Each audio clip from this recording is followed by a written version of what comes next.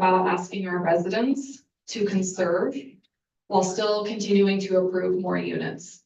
So just wanted you to all be aware that that decision has been made. Your city council approved that in the last meeting. It has a hard end date of December 31st of this year. We are only allowed legally to do 6 months. If we see a change in water, if we are able to make some more changes for density and we get that review in, but a lot of the feedback that you give us tonight is going to help us form those decisions moving forward in those code changes of what we'll see in Ephraim. So I just want you guys to all be aware that that's why we are so happy that so many people have come, because we really want your input as things move forward. What do you want Ephraim to look like now and in 50 years? So thank you so much for being here. I'm going to turn the time over to Brian. Sorry, yes, did you have a question? Where Walmart is? This is Walmart. This is the new Cobblestone Hotel. This is our cemetery. Wendy's, Layton Auto Body. That kind of helps you get your bearings. Snow College. Are we 89? This is 89. The red, if you see that, is from City Battery.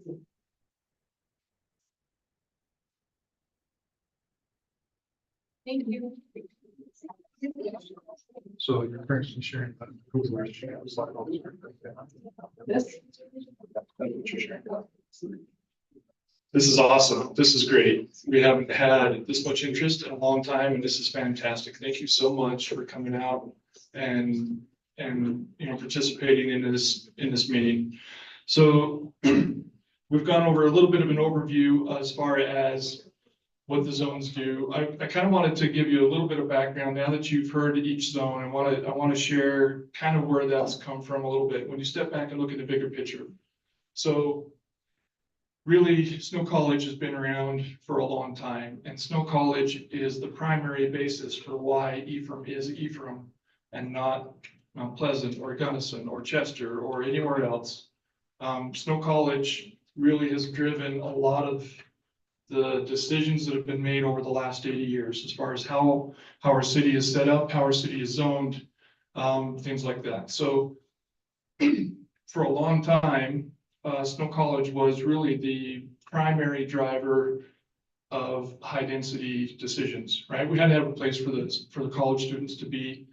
Most of the zoning decisions were based off of how do we deal with a couple of thousand college students coming in every school year. Pretty significant impact, as everybody knows. You can't turn left on Main Street when school is in session. And you know it when students go home because you can find to get on Main Street and things like that. They have a huge impact on our city. So the way that our zoning is set up, really you take the college as the center of our town. That's the high density right around the college. That's the purple zone, that's the R4 zone. That's primarily set up to try and keep the student apartments as close to campus as is reasonable for that amount of students. As you go further away from college, from the campus, the zoning steps down in density. So if you pay attention, the purple right in the middle is the high density. The area right around that is kind of the gold color. That's the R3, that's medium density. As you go further out, you have some of the light blue, which is R2, that's the duplex, kind of lower medium density. And then as you get on the outskirts, you have the green is R1, and then even lower density than that is RA. So RA is residential agricultural. That's meant to be larger lot sizes. It's meant to be animal rights. If you have a big enough lot, you can have horses and things like that if your lot is big enough. And then generally speaking, commercial follows Main Street. So between 300 North and 400 South is what we call our C1. That's kind of our downtown zone, kind of the original pioneer commercial zone. You have a lot of buildings that are there that are 100 years old in some cases. As you go beyond that along Main Street, you have some of our newer commercial. We call that the C2 zone. So basically, general rule of thumb is as commercial follows, the Main Street, Highway 89. The C2 allows for a little bit more, flexibility as far as what types of uses are allowed. So I'll give you an example. In the C1, we kind of want to maintain the character that is there. So things like restaurants, office, retail, all that stuff is allowed, that's fine. What we don't want heavy manufacturing in our downtown zone. We don't want some of those kinds of things. But generic commercial is pretty good. So the C2 opens it up a little bit. We do allow light manufacturing, not heavy manufacturing. And in addition to everything else that's allowed in C1. So you get a little bit more flexibility in the C2 zone. And also you'll notice, historically, the building next door used to be Copycats. It's now, what's the newest name? I don't. Happy Camper next door. Yeah. Lucky One. Lucky Me Vintage. I think. Vintage, yep. So that one, some of the, like the Anderson Drug across the street, that's no longer Anderson Drug. Some of the other buildings, you have commercial on the bottom, you have residential on the top. There's multiple apartments above those buildings. It's basically a mixed use zone that was set up a long time ago, long before most of us in this room.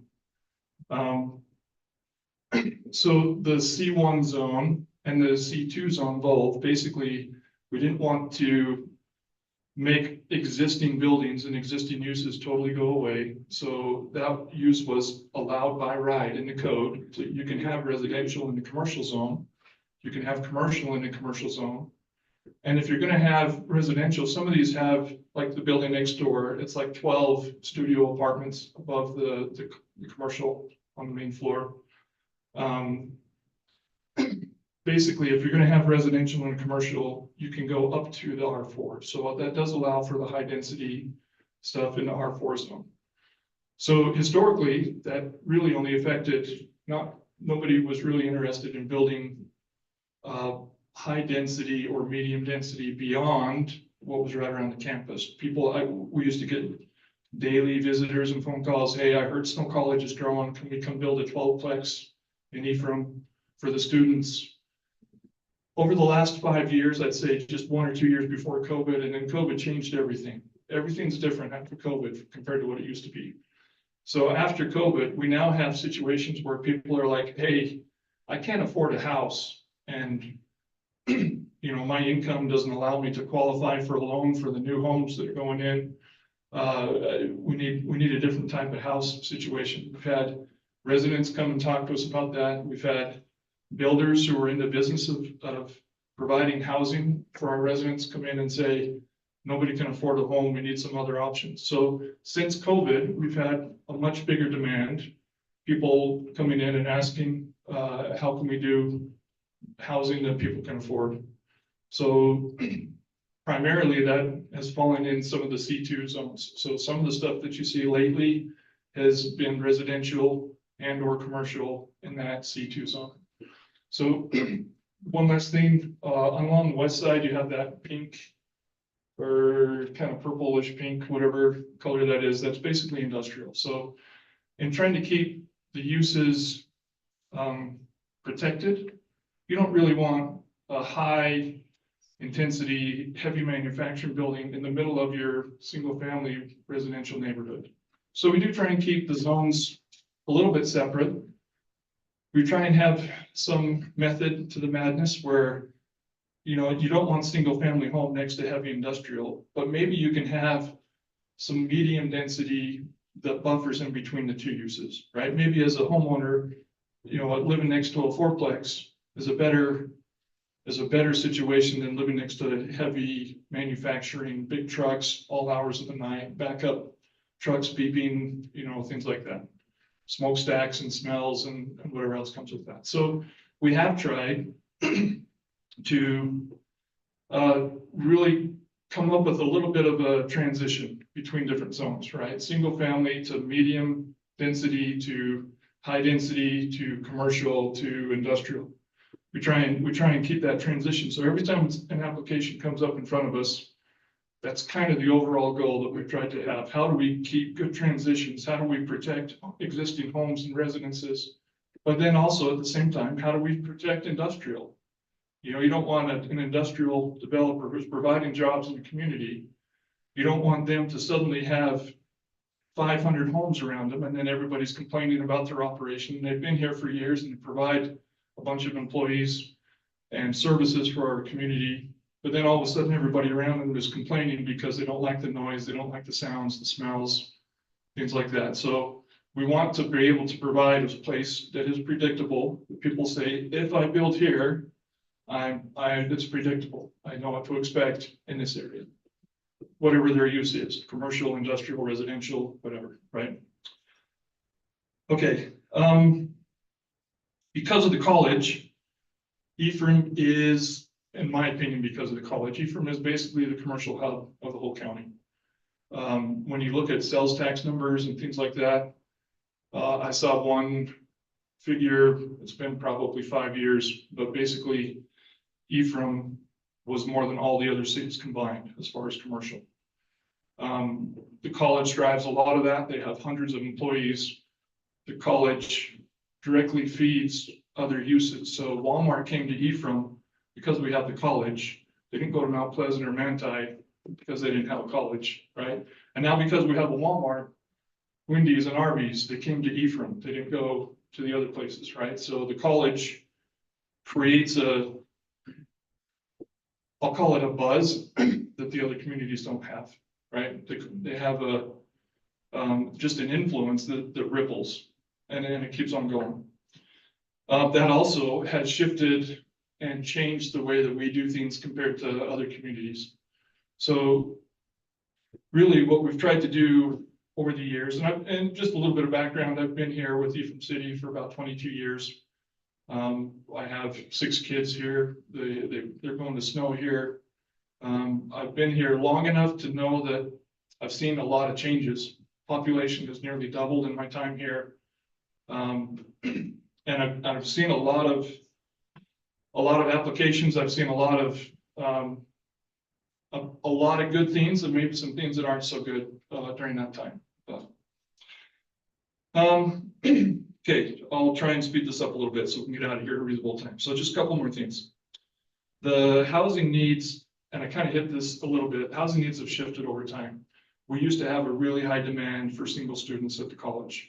Like I said, I'd get daily questions and phone calls. Hey, can I build a 12-plex? I want to build a 50-plex of students. Nobody's doing that anymore. I haven't talked to someone for a 50-plex of students in I don't know how long. It's been a long time. I am getting daily phone calls now for say, hey, can we do some medium density? Can we do some townhomes? Can we do some whatever? And we're being forced to respond to that, right? The demand is different than what it used to be. Some of the factors that changed housing needs, I would say, is when the church changed the mission age. The LDS church it used to be that you graduate from high school, you go to a year of snow, you go on a mission, you come back, you get married, and you transfer somewhere else. That was a lot of people did that. That's no college.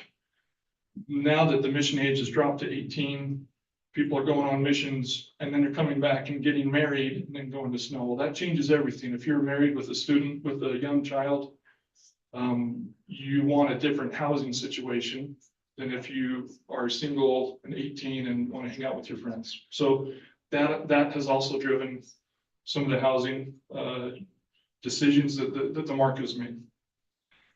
Okay, a couple of big things. How do we do what we do? The zoning is basically built on property rights for the state of Utah. The state of Utah, through all of the laws of the state, through the case law, through all the judges and courts, property rights are a really big thing in Utah. We are fortunate to live in a country, and I would think in a state where we have more property rights than many others in other places. What that means, though, is that primacy is given to property rights. So then it's up to the way the laws are written, it's up to the governments, the local government, the state government, to say, all right, here are the things that you can do with your property. And then as a property owner, you can expect that. So once the rules are laid out, you say, all right, this is something that the legislative body has adopted. That's a rule that's been made for our community. Now we know it's predictable. This is what's going to happen in that zone. What the courts have been very clear against is that as a city, If somebody comes in and say, hey, I see that you can allow this type of development in this zone. And the city says, well, actually, I just heard from my neighbor and we don't like it. And we're gonna change the rules and prevent you from doing what our code allows you to do. So the courts really don't like that. And the state law has adjusted to reflect that. Basically, per state law, if someone comes in with an application and they meet all of the rules that we have to approve them. We don't get a say as a city and say, well, actually, we have too many pizza places and you want to build another pizza place, so we don't like you, we're gonna tell you no. If somebody wants to build a pizza place and it's allowed in the zone, we can encourage, like, hey, maybe you want to do a market analysis because I think your competition is pretty high. But we can't tell them no. If they insist on saying, no, I'm gonna do a pizza place, I can do it better than Little Caesars and watch me. Well, okay, go for it. Like, I can't stop you as long as you can meet all the codes. So that drives a lot of what we're doing, and that's a big part of why we're doing this tonight. So are we headed in the right direction? The codes that we have now have been primarily based off of the student housing model that we had for decades and decades. A lot of the codes that we're reviewing now were in place before I started here, 30 years ago, 40 years ago. Does it still fit what we need today? I think things have shifted from what they were 30 years ago. The demand has shifted. We're trying to get a handle on what our code should say so that we reflect what the current situation is. We don't want to be dealing with 50-year-old codes if they don't really apply to us anymore. That's exactly why we're here tonight. And that's exactly why we love seeing the community. You guys care about your community. And that's awesome to see you guys out here.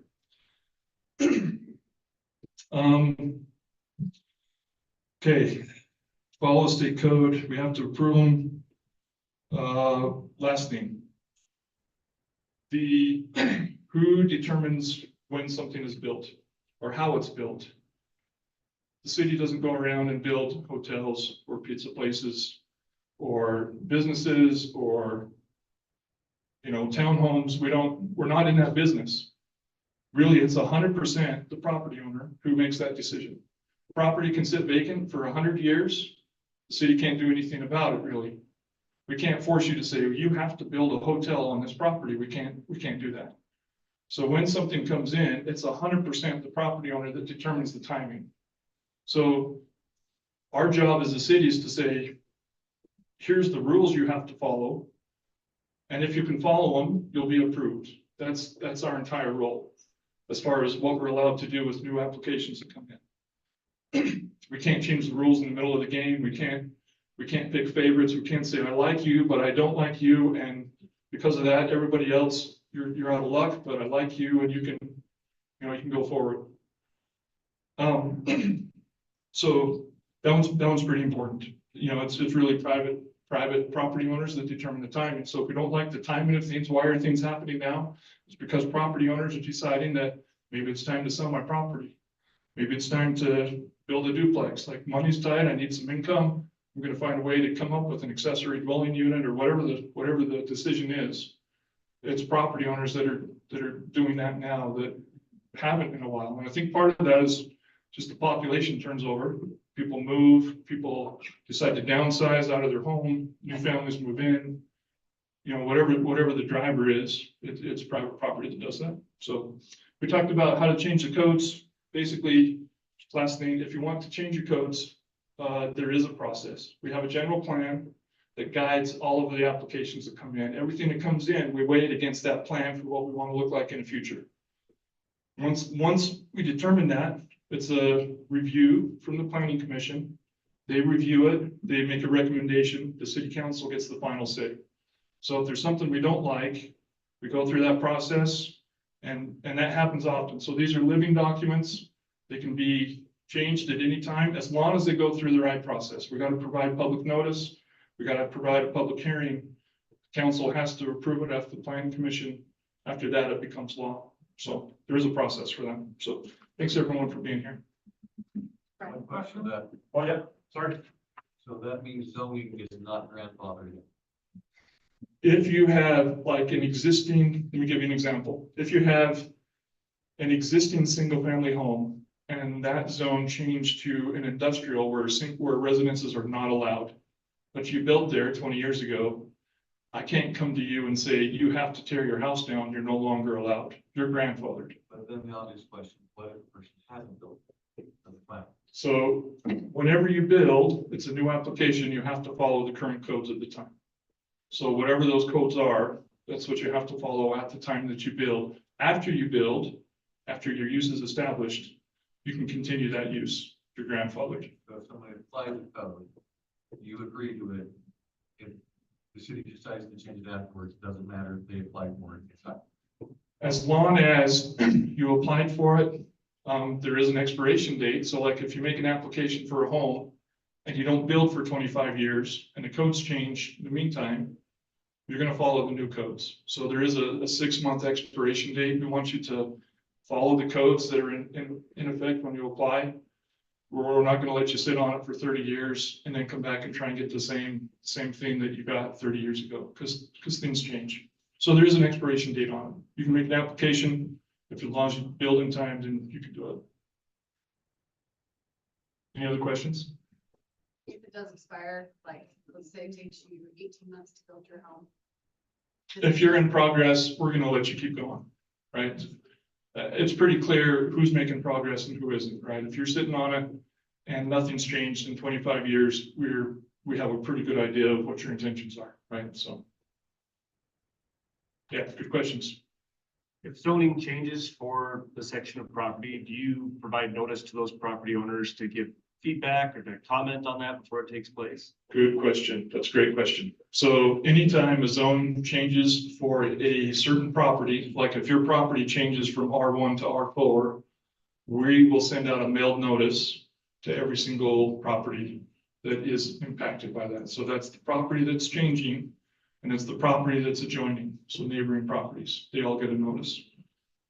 Sometimes where that gets a little tricky is what if your neighbor comes in and applies for a fourplex, but you live 5 houses away, you're not an adjacent property owner, you're probably not going to get notice on that. We notice the existing property, we notice the adjacent property, we don't notice really beyond that. In the back. Is the notice prior to the change or after the change? So we get notice, I believe it's 10 days mailed notice before the meeting. So you'll get notice of an upcoming meeting with the planning commission. There'll be a public hearing. You have a chance to either come to the meeting or give us some kind of comment. You can come in beforehand. You can come into the meeting. You can email us. You can somehow get a hold of us. That will become part of the record. It's part of the decision process. And then the decision will be made based on the input received. Just to kind of add to that, your property will, generally speaking, not be rezoned unless you ask for that. So your neighbor can't come in and say, I want my property and my neighborhood to all be R4. So they can't make that request for your property. Does that make sense? You would need to sign off on You it as a would need property to owner. agree to that. So someone can't come in and unilaterally change the zone that you live in. By someone, are you including the city?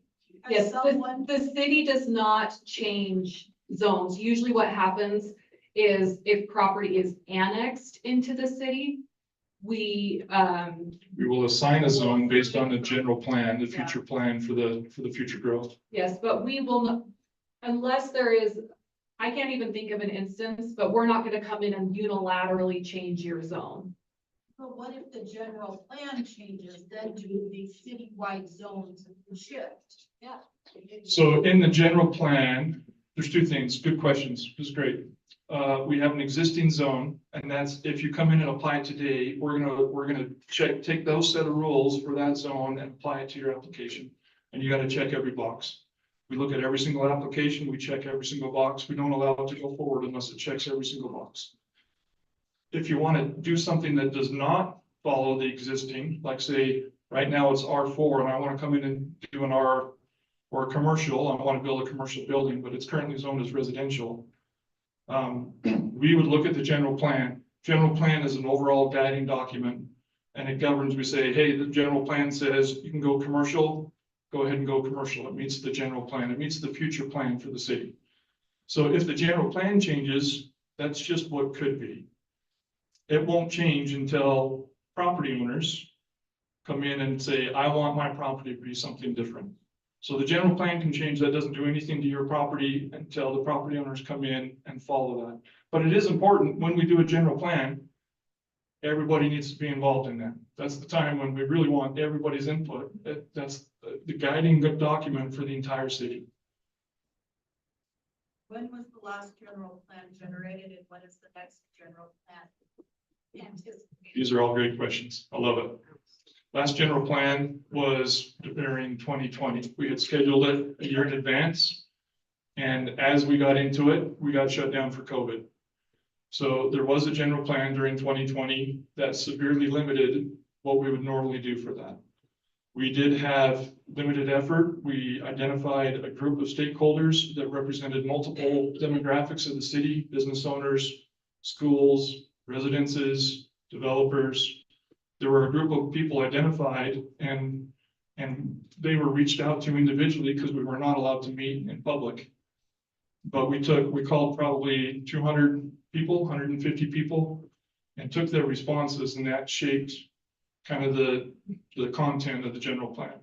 We feel like it's time to update the general plan in the near future, and we intend to do that. So probably this is kind of in anticipation of that, right? So this is the first step, the very first step in starting to do that. It's going to take multiple steps and it's going to take some time to get through that process. In the future, in the not too distant future, we're going to have a city survey that's going to be pushed out where you have a chance to answer specific questions and comments about specific things that the city is doing or is not doing. And we want everybody to participate in that. That's not going to be something that, well, it's a waste of my time. Nobody looks at it anyways. It's not true. We're going to look at every single response that we get, and that's going to drive the decisions for the next 5 to 10 years in the community. So when you see notice of a survey coming out, we want everybody's participation. Please, please, please participate. So do you already have the surveys? Surveys are done with a very specific focus and end point that they're looking for. So what is the end point that your survey will be generated around? I'll take that. What, Katie, take it? All right. Okay, we are using a company called On Point. So it's not the city doing this. We're hiring people who know what they're doing. That's going to be great. But it's going to be a little bit different because how it's going to be, it's kind of a choose your own adventure style. So the things that you indicate that you are more interested in is going to serve you questions regarding those items. Okay, if that makes sense. So the way that this is going to happen is we will have what we want is a baseline of our service level. Okay, so that's the intent, is how are we doing as a city serving you? What amenities do we have? What do you like? Our services, how are you treated? That sort of thing. So that's where we're starting. However, we will now, our city council has a strategic plan, and one of their key things is updating our general plan. Okay, so it financially we couldn't do it this year, so we're hoping to do it next year. But in the meantime, we wanted to get going on some of the things that are impacting our community the most right now. So that's why we're doing this moratorium, looking seriously at the multifamily. And also that's why we're doing the community survey, so that we can get a baseline of where we're at. So we will have follow-up surveys responding to, okay, this is what we heard. What do we need to do next? All right, so it'll be a series. We want to do a better job communicating with our residents and bringing you in to how our community looks and feels. So, yeah. Thank you. Yes. The one question I have is the city on the same team as the residents? Because as you speak, Mhm. you other, the city Did I? is other, the residents are other. They're not, we should be a team. Right. We've elected representatives to represent us as citizens. That's We are correct. hoping that our city employees, at the behest of they that we have elected, are then doing that same thing. If you are othering the residents, we're not on the same team. And we have not done as good a job at that as we would like to, and that's what we're trying to do. And thank you for pointing that out, and I will try to do a better job, but we need you, because this is our city, right?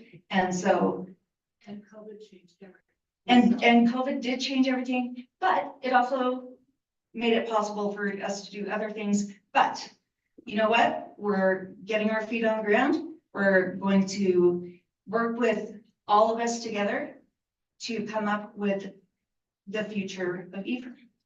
Okay, yes, sir. Elephant in the room, Mm, Main Street, trees, right? That's what's going on. Okay, Does the state have the, yes, they have the authority. Yeah, I'm sorry about that. They own that right of way. And, so I think you need to, be prepared for the trees to go down. I'm sorry about that. Because we're all sentimental about those trees. My question is about your noticing. Okay. And that's the word that you use. People who have a property in their proximity that wants to change the zoning, maybe to add they can have multiple dwellings or multiple use dwelling, and I'm 5 houses, you use that as the example, down the road. I'm still affected, Mhm. but I don't know about it. Can't you put it in the I paper? can answer that. So, by law, we have to notice every property within 200 feet of all the property lines of that property. Okay? That's not good enough. So, if it is something, that would be perceived as controversial, I notice more than that. I'll notice the entire, as much as possible. You can also sign up on Utah Public Notice, and you will get noticed anytime that there is a request for anywhere in the city. So you go to Utah Public Notice, you pick Ephraim, and you pick Planning Commission, City Council, you will get an email letting you know when there is a public meeting, a public hearing, whether it's a zone change, if it's apartments, if it's townhomes, if it's anything like that, you will get noticed. Okay, we also post our agendas there. You'll get a notice every time we post an agenda for the Planning Commission, and you will be able to see what is on the agenda that week for Planning Commission and City Council. We also post it to our website. There's a spot for agendas and public hearings and public notices. So you can go there and look at it at ephraim.gov. One is under agendas, one is under public meetings and public hearings. Anything that goes out to a property owner will go in those areas. Can I give you an example? Yes, We live on 400 South. okay, That is a farm lane road. There's a bunch of development that's gone down below us, behind us. And the traffic has probably tripled on that road. Try to pull out onto Main Street from 400 South, or try to pull in from the turn lane if someone's sitting there trying to pull out.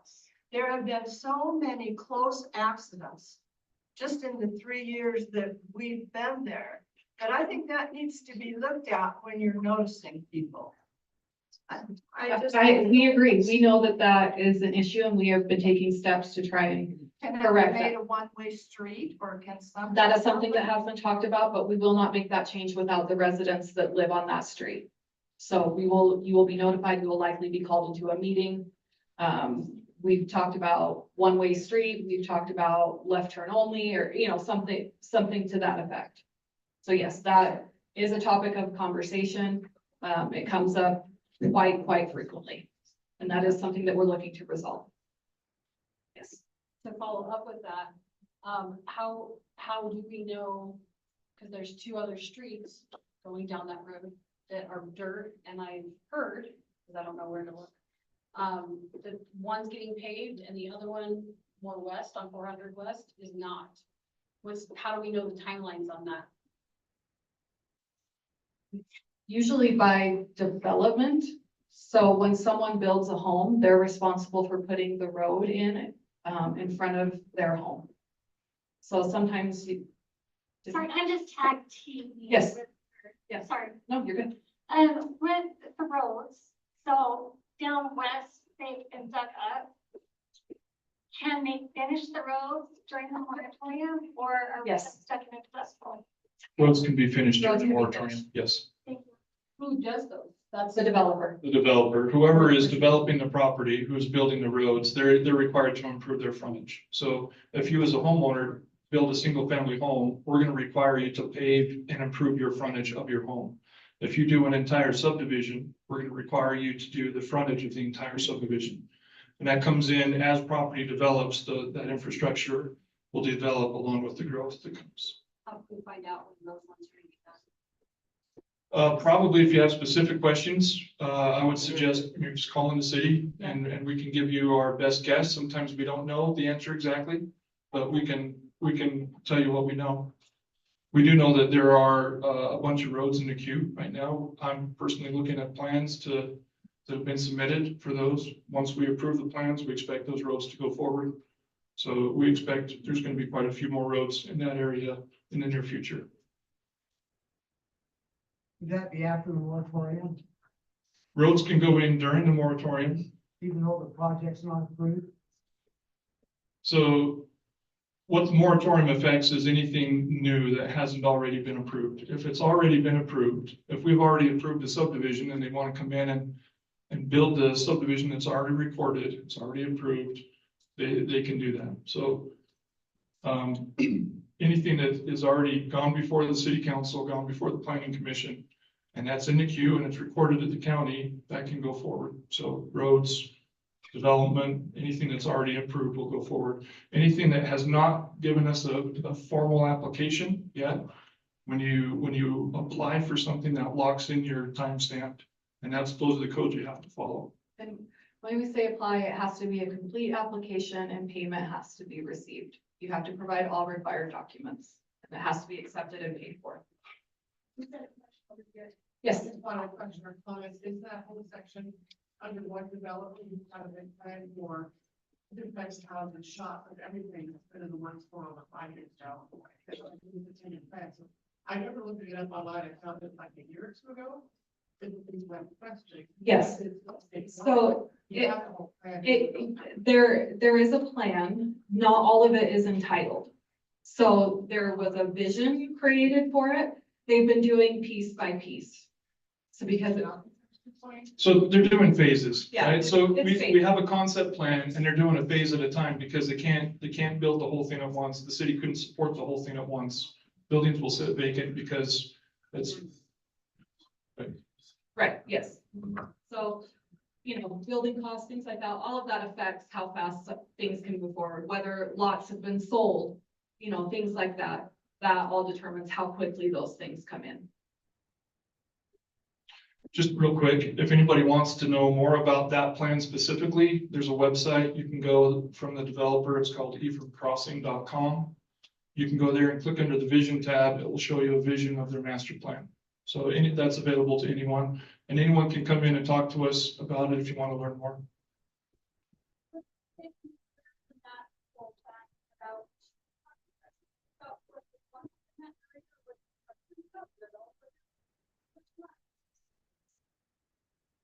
So I'll answer that in two parts.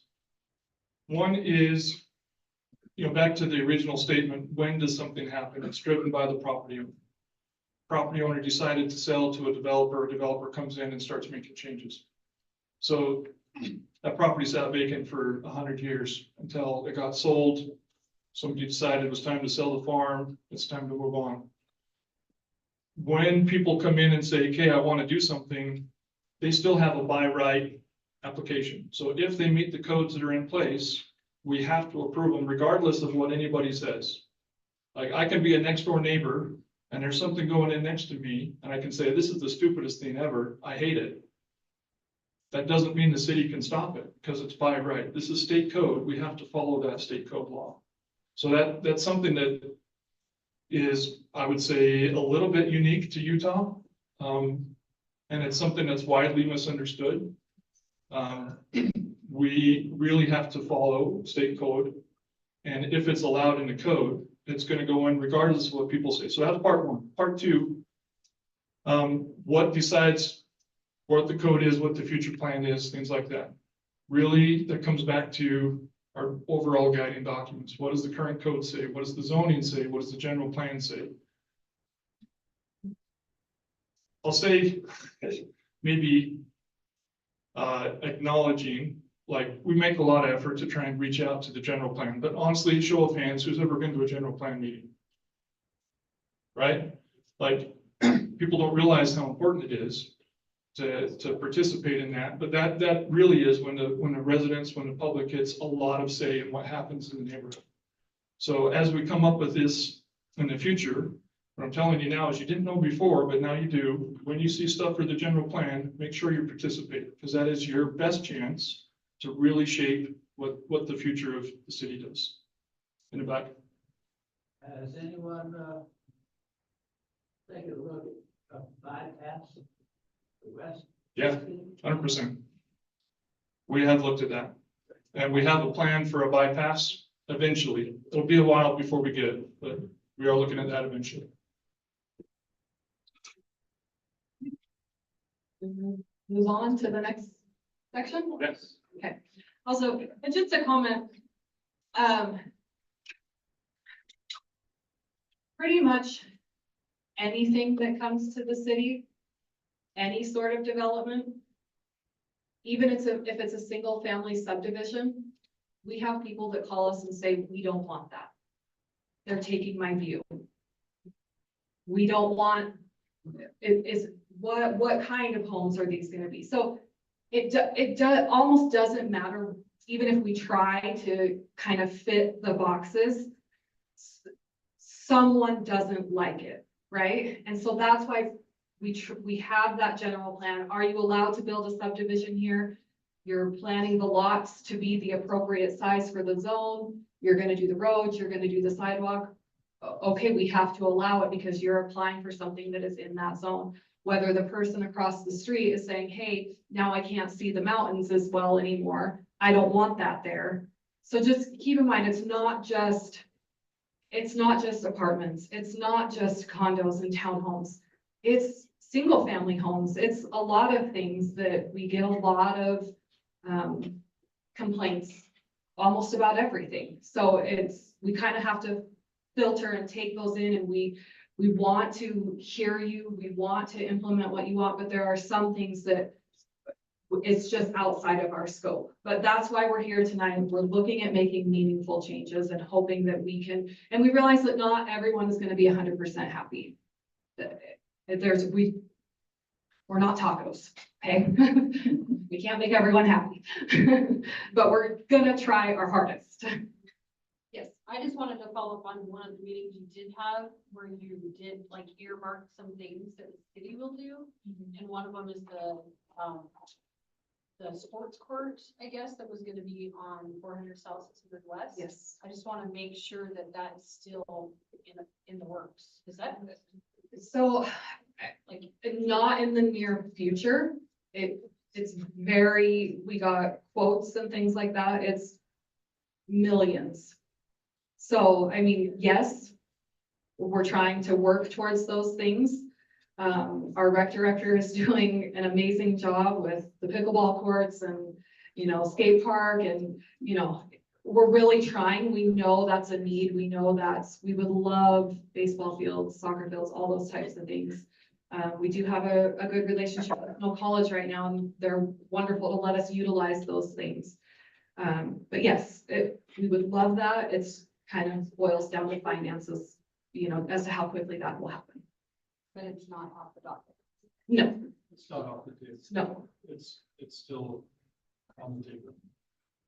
Just a comment when you're eliciting the public's opinion on future services, like if the questions, do you want a grocery store?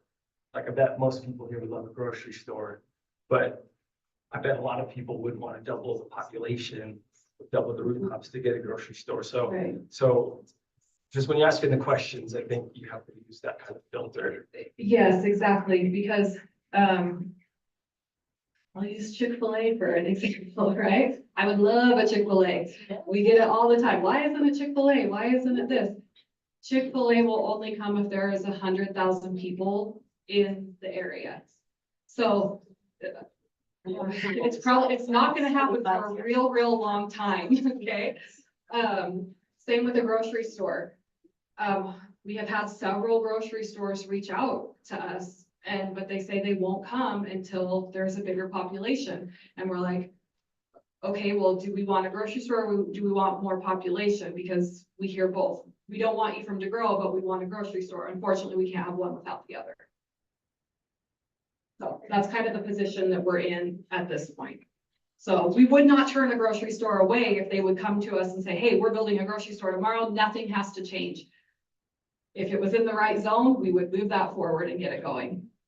So, all right, I'm going to proceed with my little presentation, and we're going to move real quick because your time is valuable. I want you guys to still be able to ask questions. So our goal tonight is, shape the future of Ephraim and our housing. You can go ahead and switch, Brian. Okay, this is me. This is my family. My name is Megan Sperling. I grew up in Iowa. I did not grow up in a small town. I grew up in a very large city. The population of my junior high was the population of Manti, and we had 6 junior highs. So I grew up in apartments and duplexes and single family homes. I have a wide range of places that I've lived as a child, and I never viewed one as being better than the other. It was just home.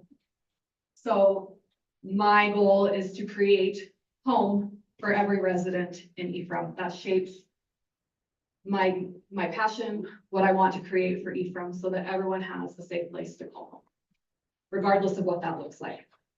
Fun fact, I have lived in San Pete longer than there has been a stoplight. So I would say I'm pretty close to an original, okay? Not quite, I don't have that premier status, but I'm on my way. You can go ahead, Brian. Okay, oh, sorry, go to back to your. This is, if you have your phone, please participate. I would like to know how long you have lived in Ephraim. There is a I don't live in Ephraim option.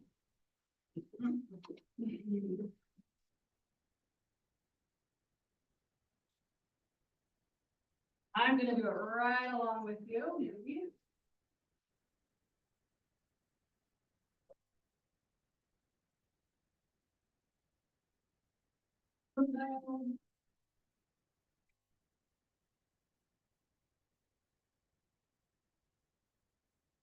So only if you don't actually reside here.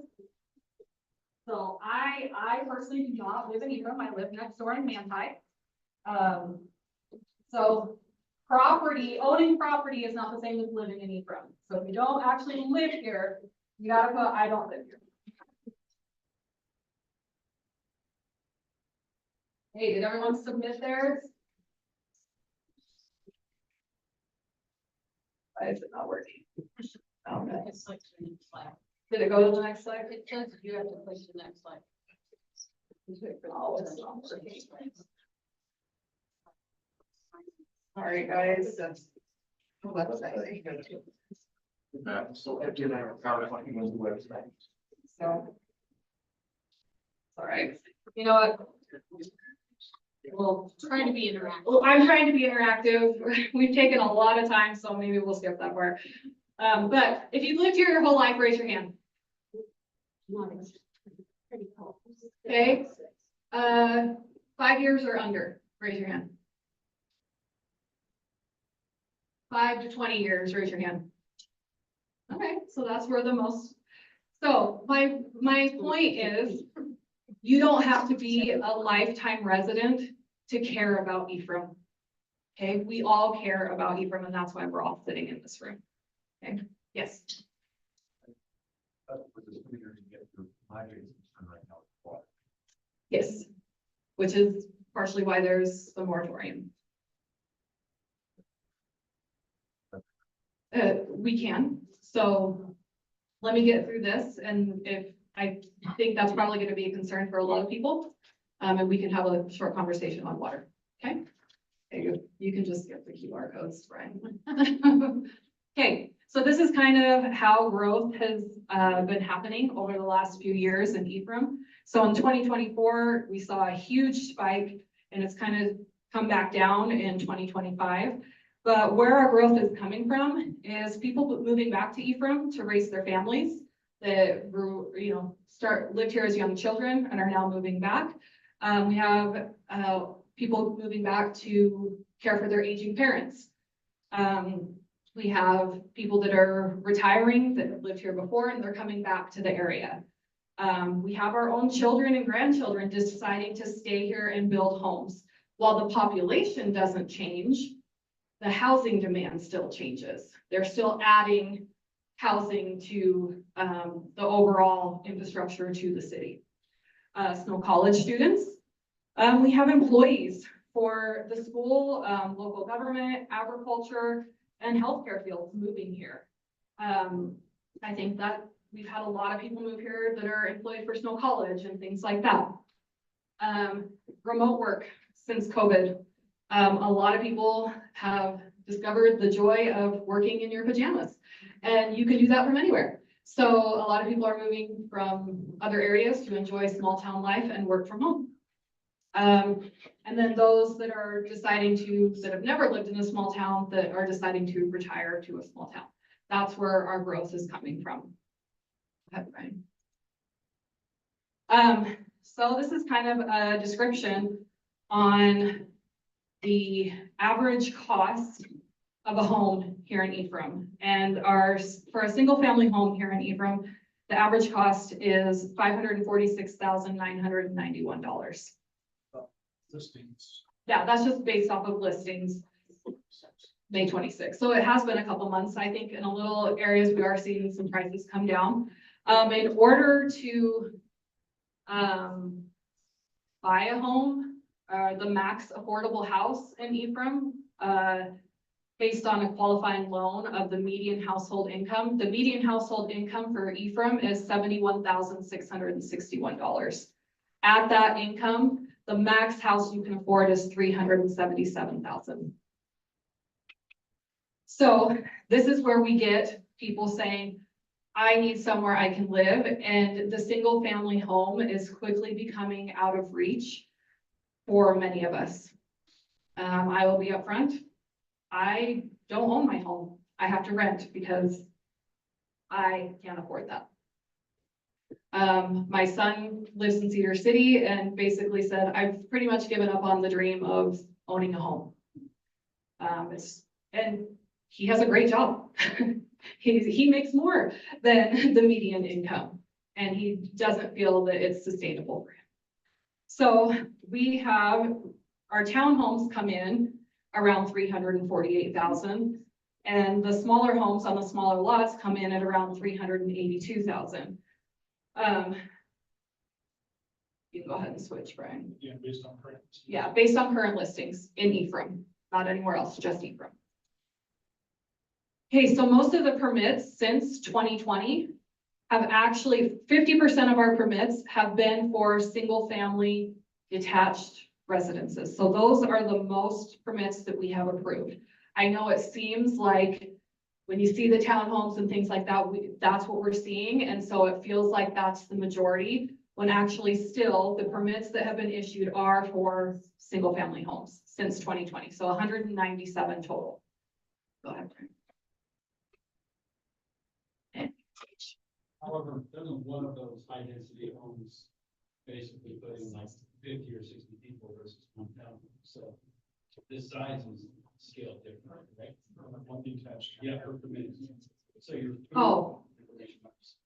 Yeah. Switch that. Okay, so what kind of housing do we want to be available for our children and grandchildren? Go ahead and switch. Okay, housing comes in many forms. Apartment complexes, duplexes, townhomes, your single family home. Go ahead and switch. Okay.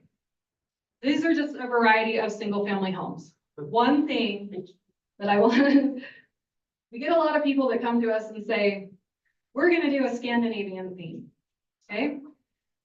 What I wanna see is, out of these, can you tell which one is Scandinavian? Which one do you think? Just a couple people shout out an answer. F. F? It's F. Raise your hands if you like the way that looks.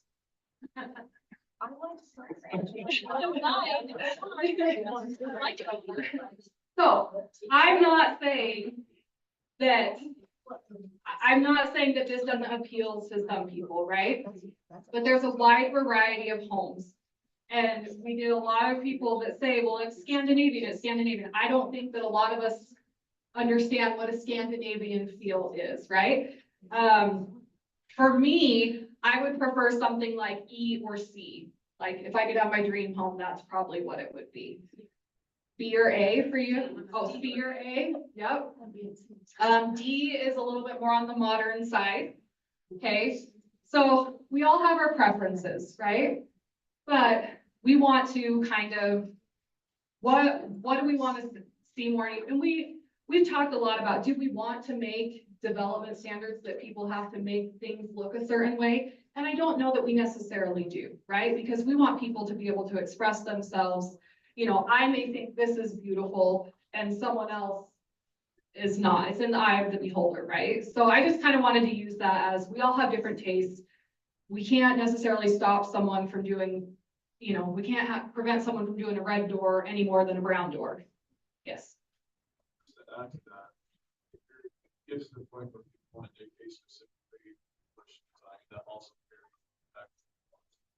Yes, C is going to cost a lot more. exactly. Just because of material. So if Right. you're just like behind, you've got certain subdivisions that require party, that's Yep. significantly more expensive than stucco or cedar shiplap. Well, and brick, right? You're not seeing a lot of brick homes because it's significantly more expensive.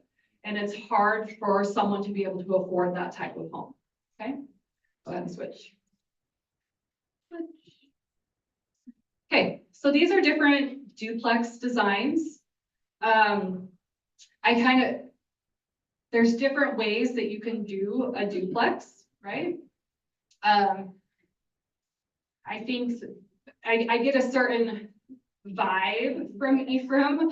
I'm gonna guess that not very many people would like this middle one.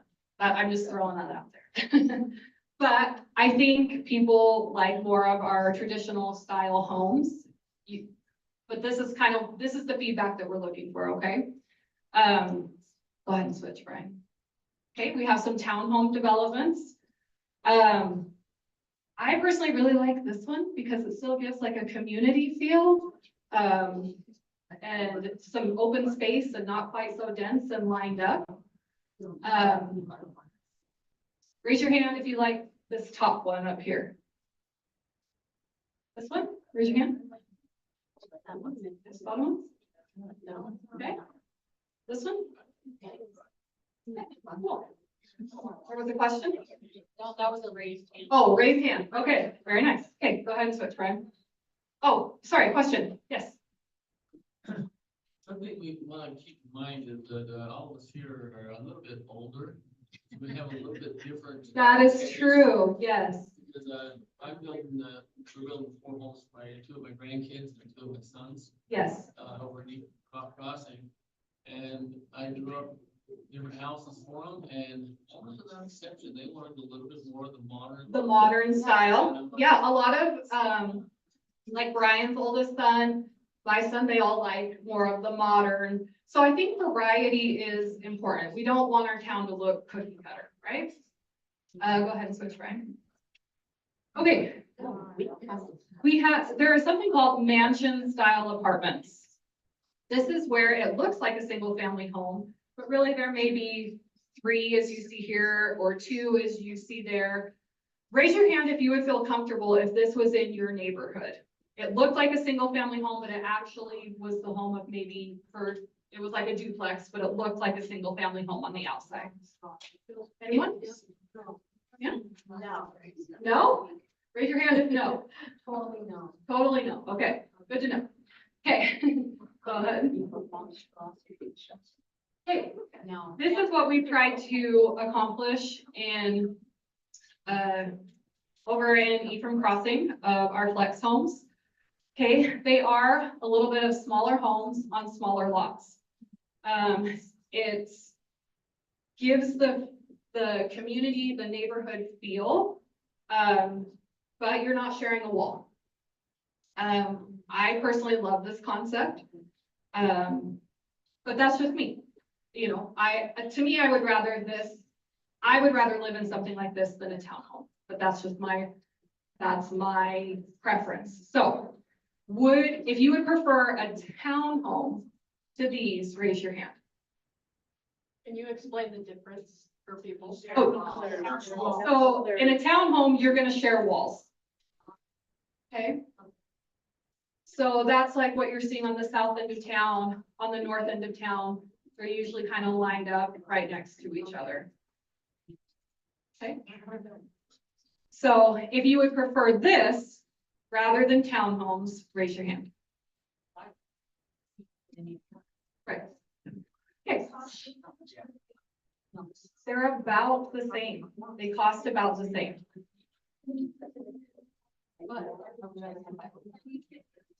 These are not, but there are 4 homes now, if you go out there, that are built. One is a model home that I believe is open if you go during certain hours and you can walk through and look at it. Their website, I think, is Flex Homes Ephraim. Yeah, Flex Homes Ephraim. So yes. So if you take that new 750 South Road, you can kind of follow it down and you'll see them out there. Oh, right. Okay. You like those? Okay. What people are finding these? And what kind of people are? And like for what kind?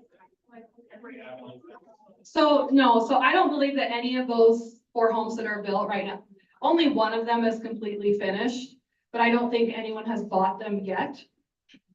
But our council approved it on the basis of, can we bring the cost down and kind of establish more of a starter home for smaller families? You know, the couple just married or the couple with 1, maybe 2 children, a home like that, so they can get into the market and build that equity and hopefully purchase that single family home in the future. Yes. No. No. Yes. There are no basements. No basements on those. Question over here, Megan. Yes. Under the same standard, I don't see any reason why they could have any issue with that. No, it's just, yeah, it's just, it was. That part of town has a high water table though. Yes. That's one of the reasons why. Yeah, so there are some of those stipulations, but right, so there could be potentially, but maybe just not in that. Megan? So when you say the city council is working on this as a concept, the planning commission is working on this as a concept, you clarify what you mean by that, like working with the developer, because you can't tell the developer to build one style versus the other. No. Okay, so they worked on being able to allow that type of home on a smaller lot because it wasn't in our code before. We didn't, Our code just couldn't accommodate that. our code did not accommodate that small of a lot. So that's why we invented the R1B zone for the smaller lots, smaller frontage, smaller square footage, and it's for these types of homes, So smaller, is that smaller homes, versus smaller the houses. Yes. No. Okay. Yes. So are we looking at the potentiality of Ephraim then looking to, say, Louisiana with their shotgun homes, and they're all over eastern United States, where they're very narrow lots, and it's all in line. No. in one house. We do not want all of Ephraim to look one way at all, right? We want there to be a variety of homes for, you know. Right, in just one of those areas. Right, we definitely don't want, and this R1B zone, this new zone on the smaller lots, we're pretty protective of that. We do not feel that it's a zone for everywhere, right? We feel like it's a good buffer zone between your traditional single-family neighborhood with some larger lots, and then you have these on some smaller lots, and then maybe some apartments or townhomes or something like that. We try to increase the density as you get further away. Does that make sense? I'm just gonna, I've been told to ask this question. So it's contradictory for your parking issue, because if they're only one driveway or something, how are they gonna park two cars?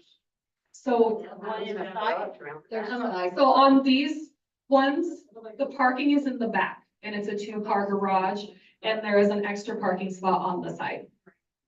Okay, so they still have, yeah, they still have to meet the parking requirement. Okay, go ahead, Rick. Okay. This is not exact.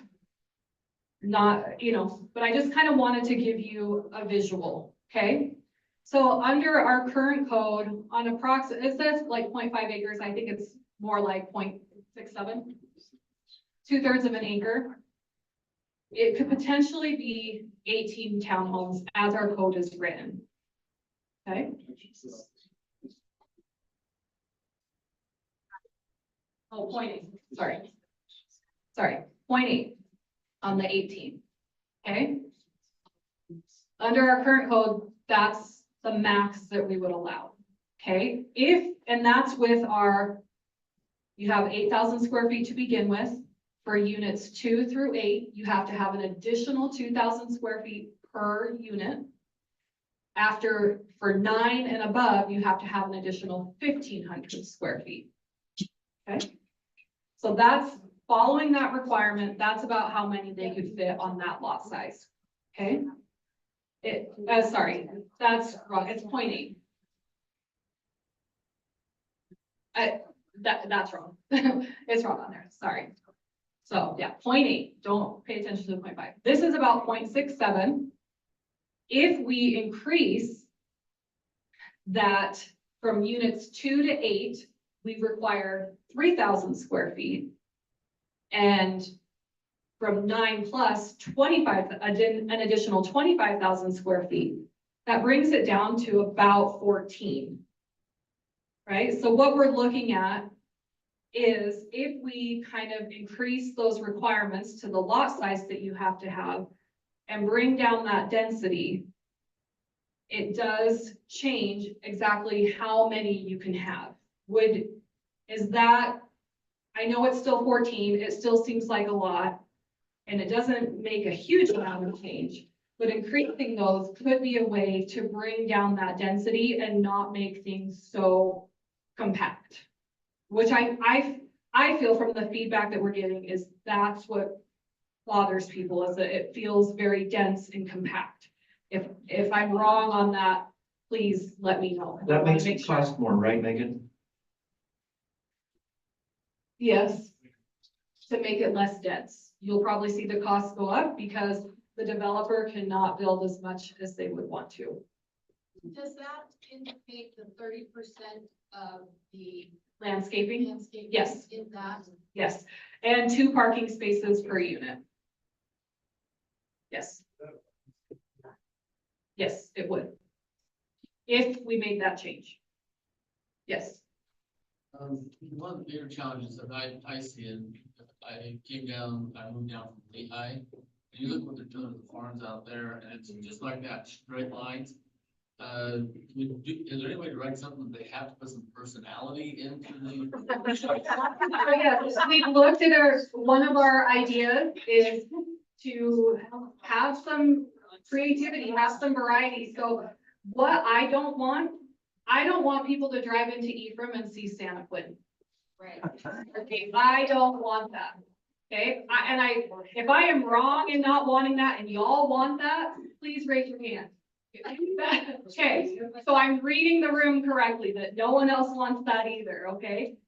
So we're looking at if we could increase some landscaping requirements, if we could require more amenities, if we could kind of scale back on the density of how much we allow.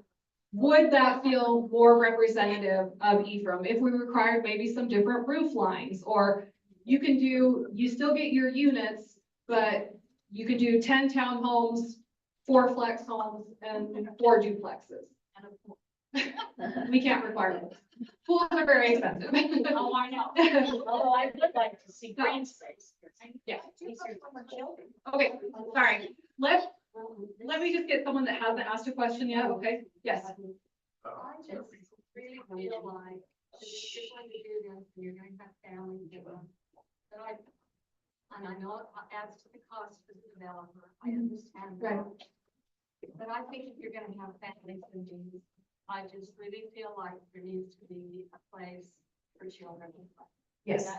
And that is, your planning commission has already We already considered passed- that, and they already Yeah. passed that. Yeah. So anything over 10 units, you have to require, or we require now that you have to provide amenities, whether that's pickleball courts, a playground for children, things like that for the residents that live in that area. Children need a place to go out when they can play. One thing that we've also added that I feel like makes meaningful change, that is now an absolute requirement, is we had developers not want to provide internal sidewalks inside their developments for townhomes. And so that would push children out onto, roads and stuff like that. So that is also now a requirement that even on a private road, you must provide a sidewalk. Even in your development, you must provide sidewalk for the residents there, for children to ride their bike, or for people to safely travel and walk. So they're not all walking and sharing the road with the vehicles. Okay, so that's a really great change that I feel that our planning commission and city council have made as well. Yes, Desiree. I just want to add, we included the word usable green space so that they can't just landscape with rocks. Like it has to be something usable. Yes. Okay. Hey, Brian, go ahead. Okay. This is the same if it was 5 acres. Okay, that could potentially be 94 townhomes under our current code. If we upped that, what that lot size would have to be, or the required square footage that you would have to.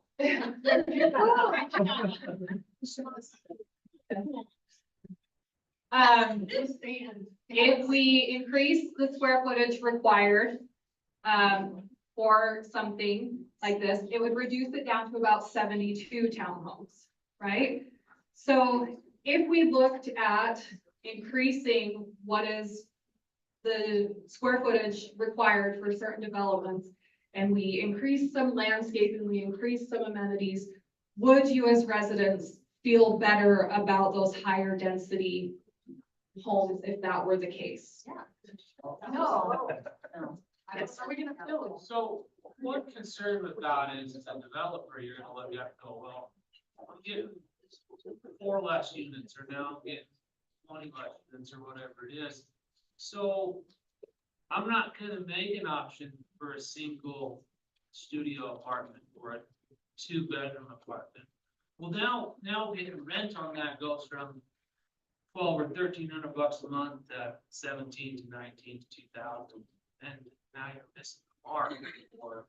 And that is true. There is a give and take. If there's less units, That's all gonna be 3 bedrooms. They're all gonna cost $1,900 plus. but at the same time, I can't take away something that someone didn't have to begin with. Correct, that's how they're gonna be.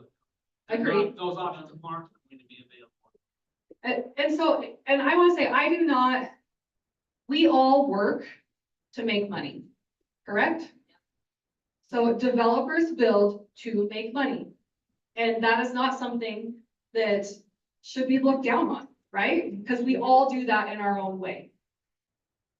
If we change that, then how they can maximize that does go down and costs will probably go up. So there is some give and take that we have to consider in these things and when we consider density. Yes. We always do. He signs off on every single permit. Yes. Yes. They're providing community, but you don't make a lot of money. And someone really live a small home, and that's all they're everybody cheap, and they be happy, and that's. Exactly. So our goal is we want to provide housing.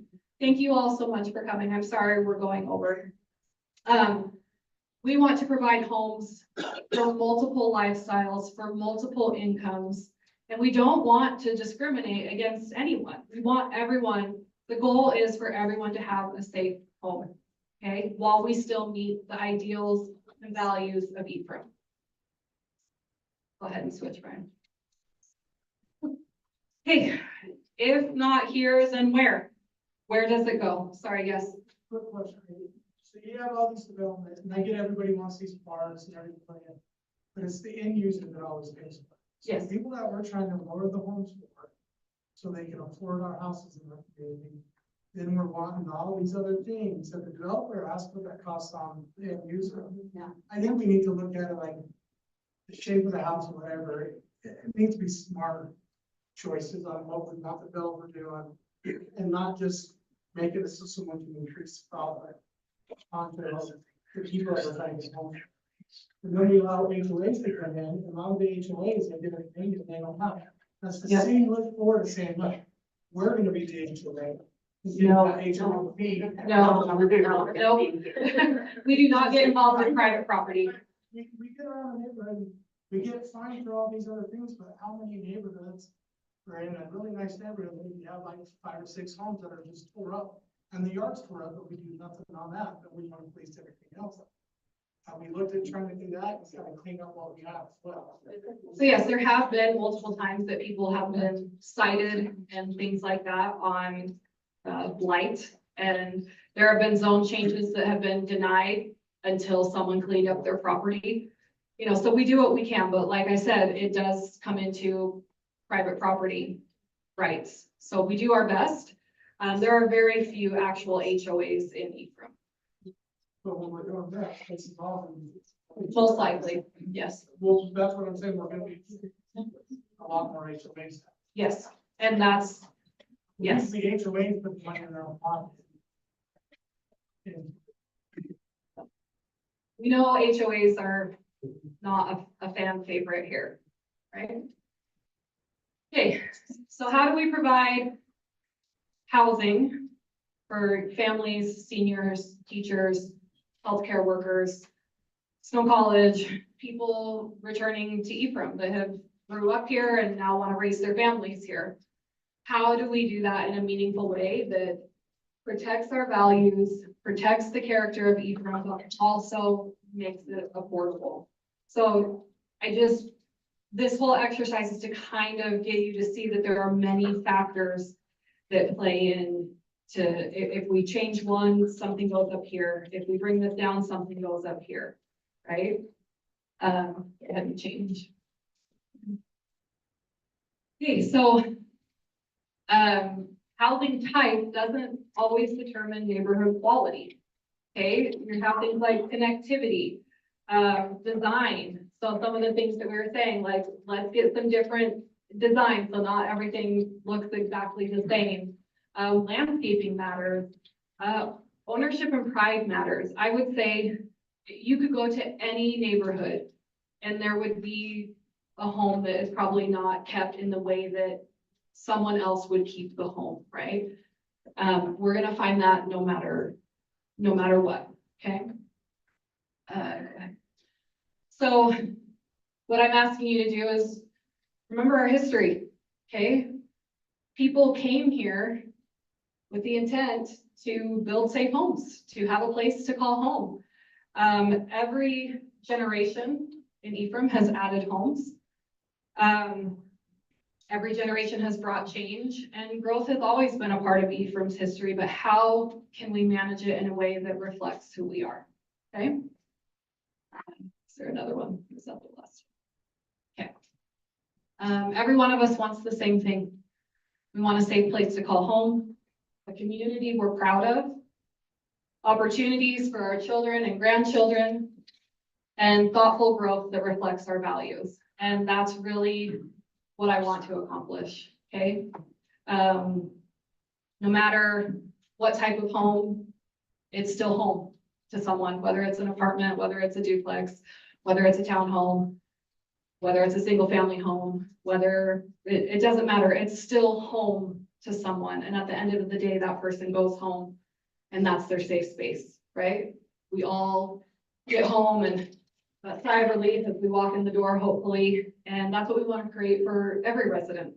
And so how can we do that in a meaningful way? So that's what we're looking for. This is some of the feedback that you've provided me tonight. That's what we included on the community survey. Do we want to see higher requirements for what's required as far as density? Do we want, creativity and design? Do we want more landscaping? Do we want more amenities? We want you to answer what would be the most important thing for you, what you want to see reflected. That's all I have. If you have any questions for me, we are almost at 8:30. A lot of questions have been asked. If you guys are all okay, those of you that remain, I would still like to give 20 minutes for people that would like to come up and ask a question that they haven't had the opportunity to. Or like I said, on this table right here, my card with my number and email. If you need to get home, I realize it's late. Please email me your thoughts. There's also paper you can write it out on with your contact information if you want me to address it. But yeah, we want your feedback. Yes. Question I had. Fire marshal.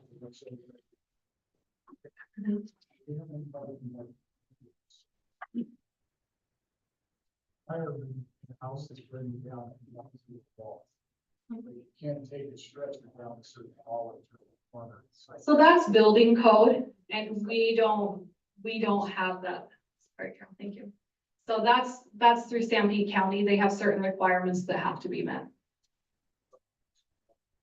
Sorry, what?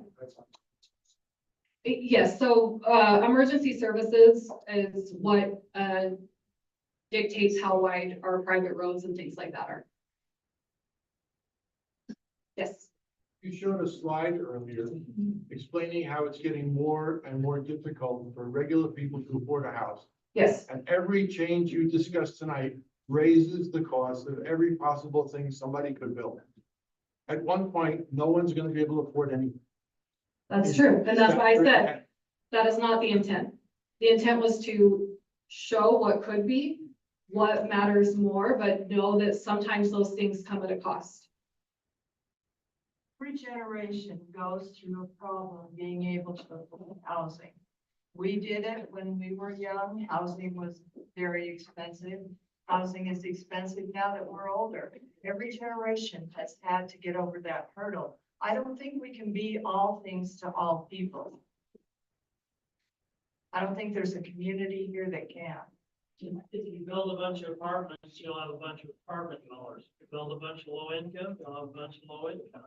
You need moderation in everything. Exactly. I feel like we need all types of housing. Yes. West Jordan City and Riverton City wanted to do quarter acre and bigger lots.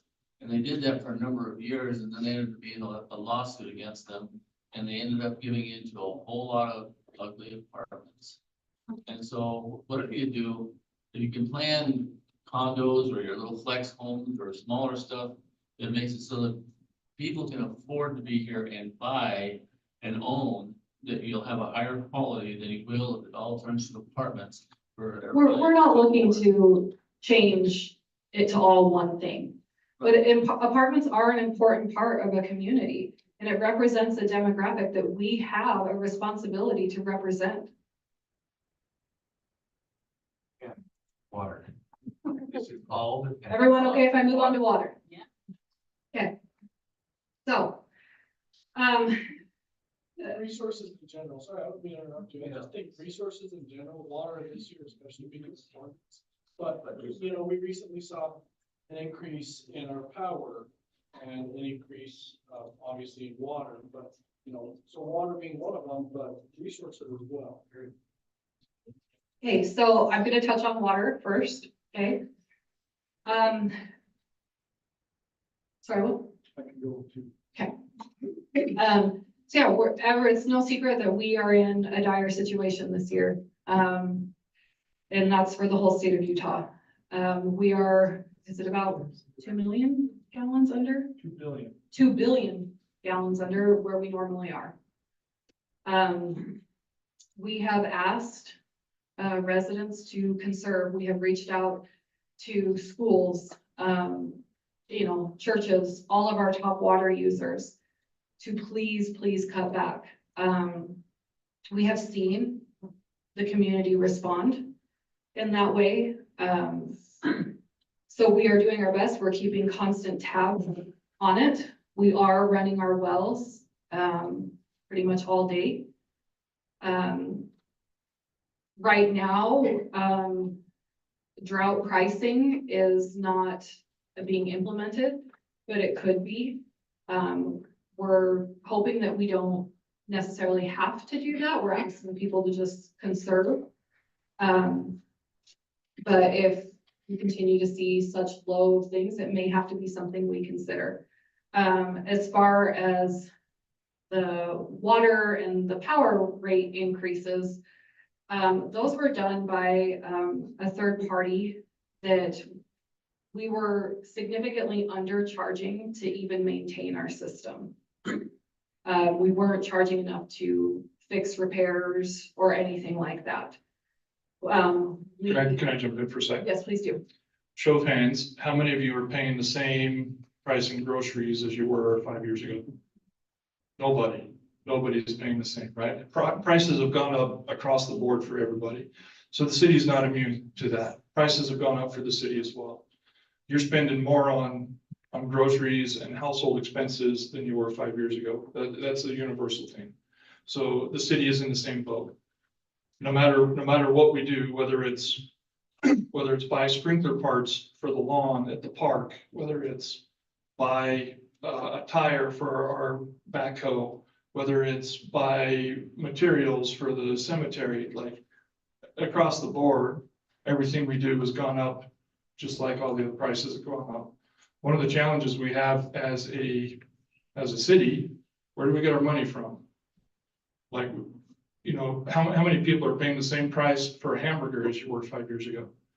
About croaked the other day when I went and tried to get a meal at the local restaurant, and I paid $13 for like a hamburger, right? Like that was $4 not too long ago.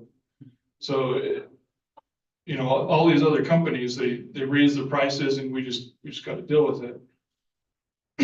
Ephraim City, at the least, we gotta have a notice. We at least tell you we're gonna raise your prices. The reality is we have to be able to provide for our system too. I will say this, we try really hard to not overcharge.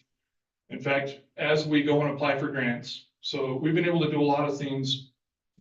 We've gotten a lot of grants for a lot of projects that we're doing. For example, we're doing a water line project up the canyon right now, at the mouth of the canyon. We were able to get a $3 million grant, and then we got a match waiver from the EPA. And then we got another grant. That's basically 100% grant for a $3 million project that is protecting our critical water supply from our springs. We couldn't do that or those who can't do that, right, have to pass that on to the residents. We were able to save that cost on the residents, so we don't have to raise the rates in order to take out a loan and then find a way to pay the loan and things like that. And I want to acknowledge one thing. Brian gets those grants. So many of the projects that have gone on in Ephraim City that cost millions of dollars, that he has saved our residents and not had to pass that cost on to our residents, has been because of his tireless efforts. He stays till midnight. He countless hours making sure that we get the funding that we need so that it doesn't come out of the city budget. And I don't know that many of you know how hard he works, but he is dedicated and it's unmatched. Okay, he works hard and he goes after those grants that has literally saved the city millions of dollars. Some of the projects that exist and have been improved would not have happened if it were not for Brian. The check is in the mail, so make sure that's. I was not paid to say anything. I will expect my coffee. Let me just say one thing and I'll take your question. So, one thing with regards to trying to save the residents' money, we go after every grant that we can possibly go after. And we've obtained literally tens of millions of dollars worth of funding for projects for critical infrastructure, for things like that. You turn on the water in the worst water year we've ever had, and you still have water in your tap. And that could not have happened 10 years ago. We have doubled our water supply in the last 10 years.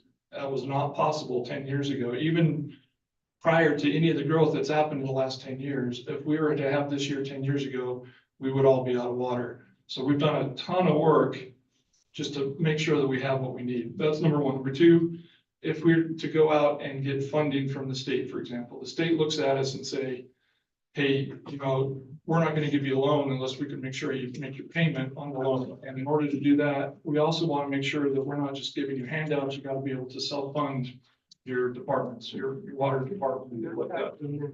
So they tell us every single time we go, like, you're not charging enough. You need to double your water bill for your residents. And we say, it can't happen. Our residents can't pay for it. Like that's too big of a jump.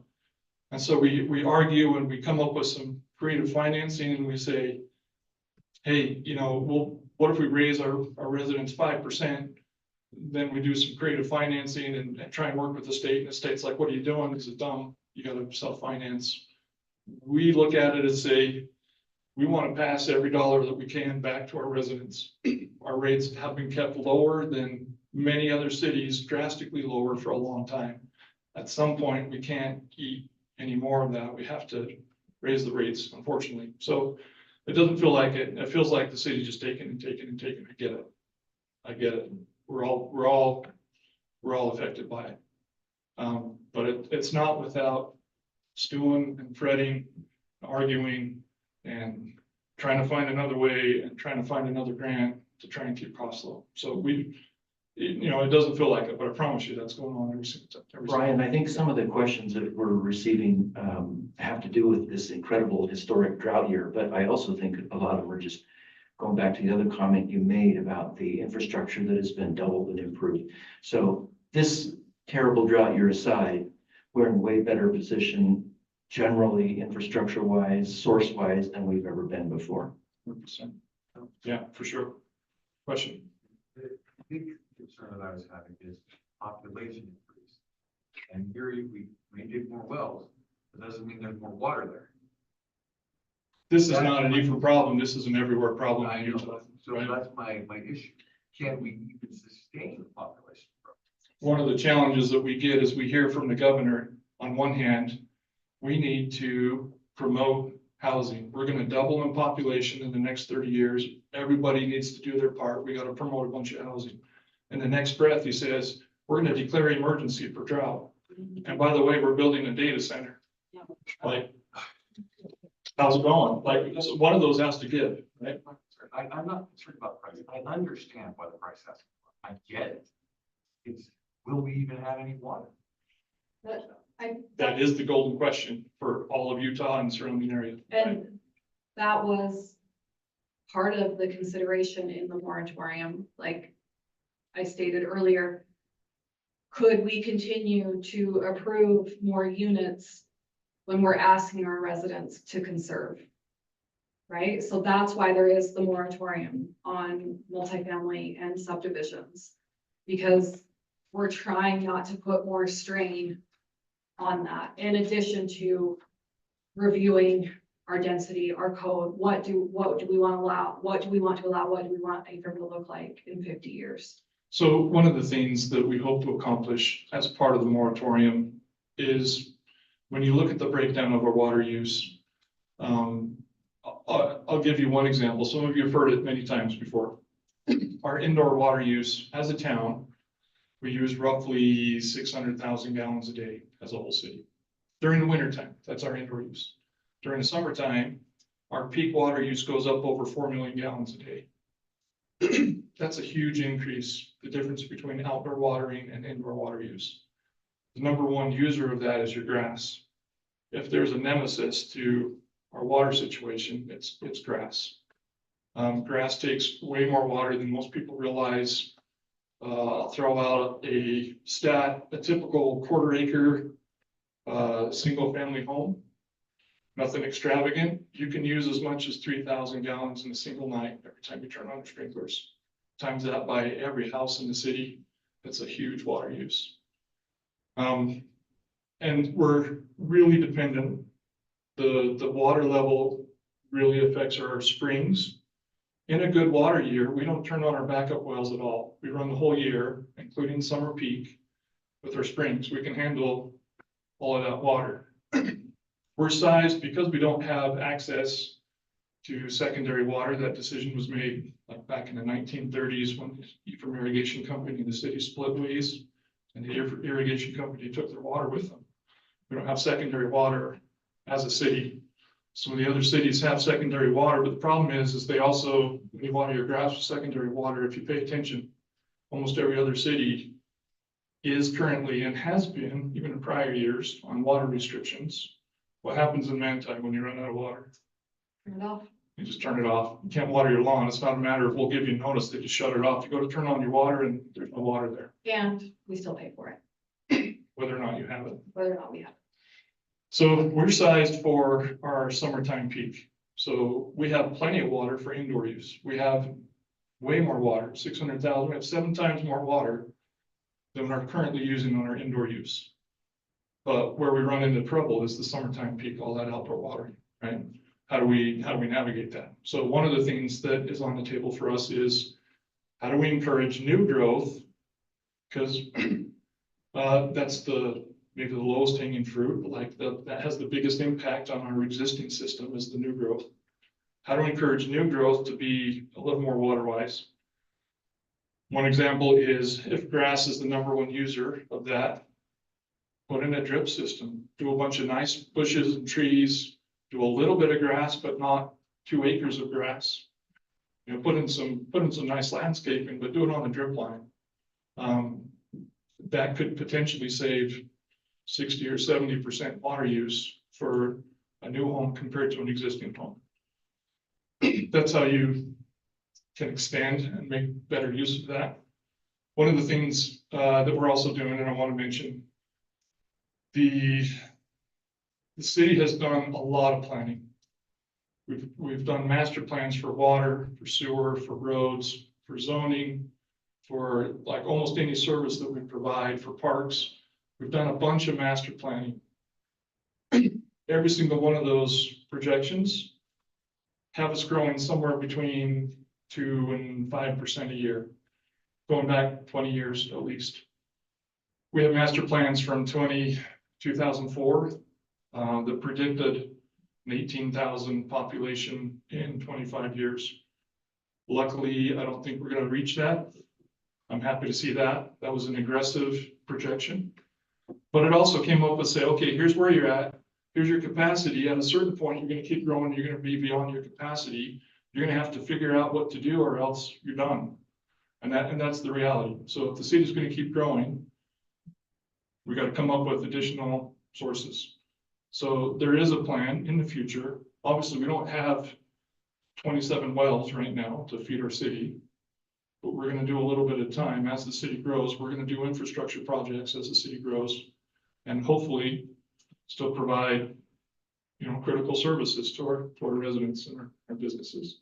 I think one of the things we've also discussed is, a lot of cities require that developers bring water with them.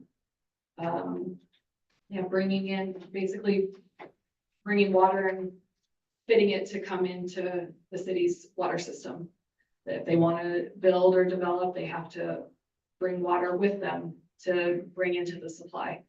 So that's also something we're exploring. Is that something feasible? How is that accomplished? Things like that. But where's the come from? Exactly. It all comes from the same spot, right? Right. Yes. Currently, do we have like a way of calculating how big we can be for what water we have, or we just? Yeah, we do. What is that? We have a way to calculate that.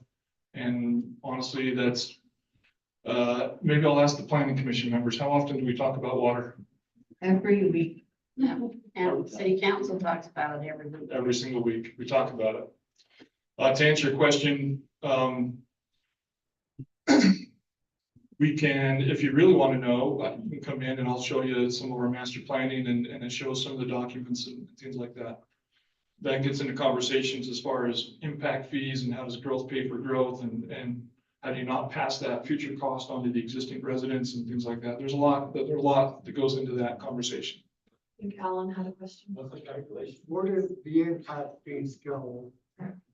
Impact fees go to the fund that they are paid into and only for growth related projects. So for example, when you build a new home, you have multiple categories of impact fees that you pay. There's a water fee, there's a sewer fee, there's a roads fee, there's a parks fee. There's a certain line item for each of that and it totals up to your total impact fees when you build a new home. Those funds only go for growth related projects in that category. If you pay water impact fee, it goes into the water fund. That can only be done for a new project in that fund that's spelled out in one of our master plans. And what are you gonna do when the hospital comes and wants a permit? Start building. The same thing we do with anybody else who comes in and wants a permit. Like some people have bigger impacts than others. Right, but you're gonna be able to take care of them, water wise. So that's something that we are looking at. We think we will be unless we have these kind of years. This kind of year is historic. Like of all the people who have lived here your whole life, who can name a worse year than this one? Do you plan on the best year though? We do not. That would be foolish, as you know, right? Can I be blunt? Based on that 2004 projection of an 18,000 resident Ephraim, does Ephraim today or in our worst year or our best year have water and infrastructure to support 18,000 residents? We will not support 18,000 residents with our current system. There needs to be additional improvements made. So, for example, 10 years ago, we built a new water tank. Different pieces of our water system. We have storage, we have source, we have treatment, we have distribution and demand. Right? The state has requirements that we have to meet for storage. We have enough storage to handle lots of growth. We're just looking at it today. We're probably good for another 20 years of meeting our requirements based on the growth projections. After 20 years, we're going to be beyond that. We're going to have to build another water tank. We're going to do it a lot sooner than 20 years from now. In 2004, that projection for today was 18,000. What is our 20-year projection based on today? So if you want to know actual details, I'm happy to talk with any of you. I won't tell you hard numbers here because I'm going to say it wrong because I'm nervous in front of a crowd, but I'm happy to talk with anybody. Like we've got master plans. I can show you charts. I can show you graphs. The short answer is we do not have what we need for unlimited growth, right? There is a cap until we make additional improvements, but I'll tell you now, we're in a far better position now than we were 10 years ago. By far, we've added so much more capacity to our system compared to 10 years ago. Well, wouldn't you say we're also that much bigger? And No, not 80,000. so we made improvements, but we just made an improvement with the growth that's occurring. So. Correct. We don't have the funds to build unlimited resources and hope somebody builds. So we're gonna build a little bit at a time as we go. We build as development continues to happen. I know that all I'm hearing is we've done so much better for 10 years, but we've also grown. So what I think he's asking is compared to the population, water and population then, is our water and population now better off than what it was 10 years ago, counting for the population that was in place then? Is that what you're saying? Right. Comparing, And I'll say this, that's a continually moving target. That target moves all the time, right? So we peg a number and we say, we gotta hit this number.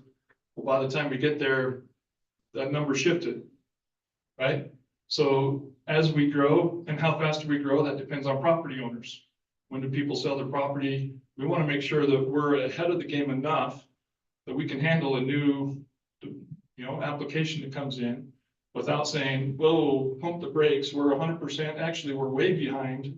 Like we're trying to stay far enough, far ahead enough of the game that we can handle an application and see stuff coming down the road. And we say, hey, we can see this trend and the trend is different now than it was 10 years ago. We better adjust our numbers and we better figure out how to get there. So I can say we are doing that daily. We're having those conversations daily. I think kudos should be given to the city council and the city staff for looking ahead. For decades, the city council has looked out 10, 20, 30 years ahead, and I think we need to appreciate that and grateful for that. We do have master plans that look out 20 to 40 years, and we have identified projects that need to happen.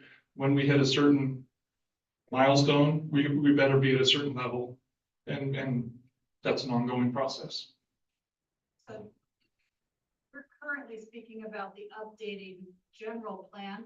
When is the next master plan looking to be done, and when was the last one done? Last one was done in 2021 for water, and then we've done some smaller stuff since then. Not a full redo of the whole plan, but we've done some individual sections of that since then. Next is, ideally you want to do those plans every 5 years. It's time to start looking at doing another full update on that and reassessing, because we're in a different place now than we were 5 years ago or 10 years ago. We need to do an update. Well, I'm gonna say, I appreciate what you've done. I love the fact we got the extra wells in. I love the fact we have the new generators back up. I think you guys are doing a great job in security. Thank you. We appreciate that. We've done a lot of good things. Honestly, I'm super proud of what we've been able to do. We're in such a better situation now. We have more resiliency. We have more redundancy. We got wells that now have generators. If we have a landslide in the springs and it knocks out our water supply, we've got multiple wells and we've got multiple generators. We can still keep you guys in water. That was not a thing 10 years ago, right? This gentleman. So I'm gonna ask a question about the other end of water, so not having too little, but having too much. FEMA's remapping the city river basin right now, right? That's what, as you know, right? What kind of infrastructure plans do you have in place specifically on the south side of town to make sure that when a flood comes down the canyon, not if, when it comes, that it has someplace to go before we build out and put subdivisions of homes where 100%. where there's a flood?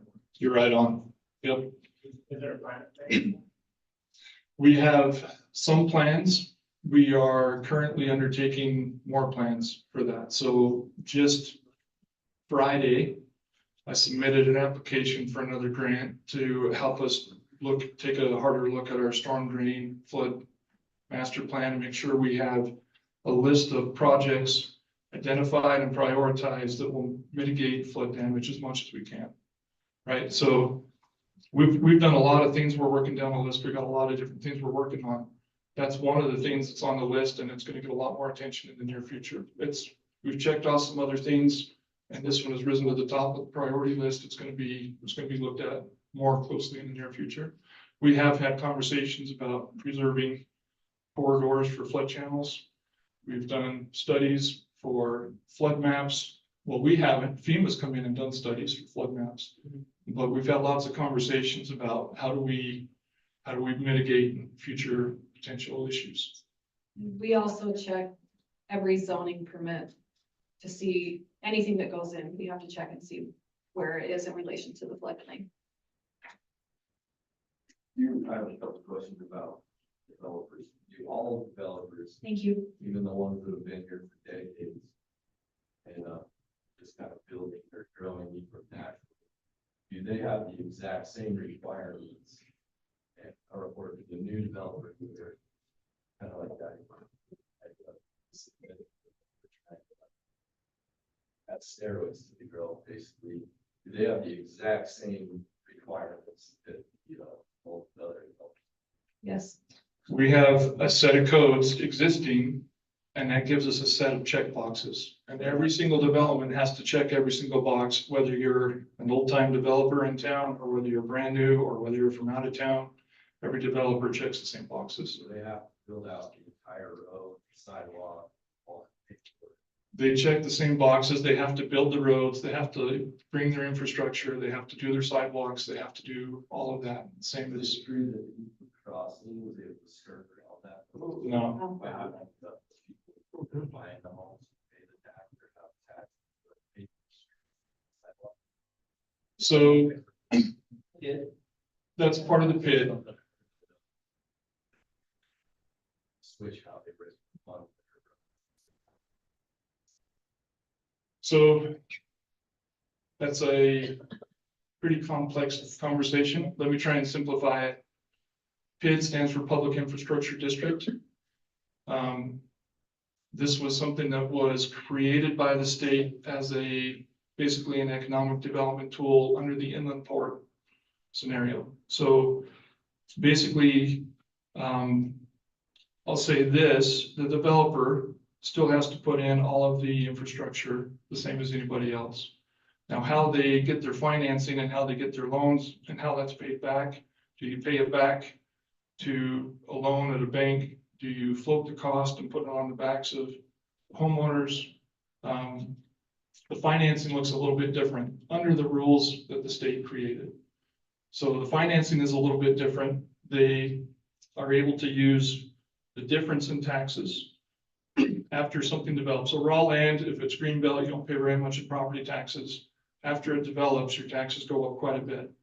That difference in taxes after the property develops, that has been earmarked by the state to go to pay back for the public infrastructure. This does not pay for a mansion for the developer. It does not buy the developer a truck. It does not buy a pool for an apartment complex. It has to be public infrastructure. City streets, city water, city sewer has to be owned by the city, maintained by the city after it's installed. So it has a very specific purpose that it can go to. And also you allow that to go. So the city council approved a public infrastructure district for one section of town. What happens is the property owners who buy into that, as it's currently set up, they do not pay more taxes than anybody else. It's the same tax rate as everybody else in town. The difference is where the taxes go after it develops. So instead of going to this pot of money, it goes over here to the inland port. The inland port is the one that finances, allows a loan basically to the developer in the form of a bond. The city gets 25% of that, and the rest goes back to the inland port. So they're not paying more taxes. I want to make that clear. That's a misconception.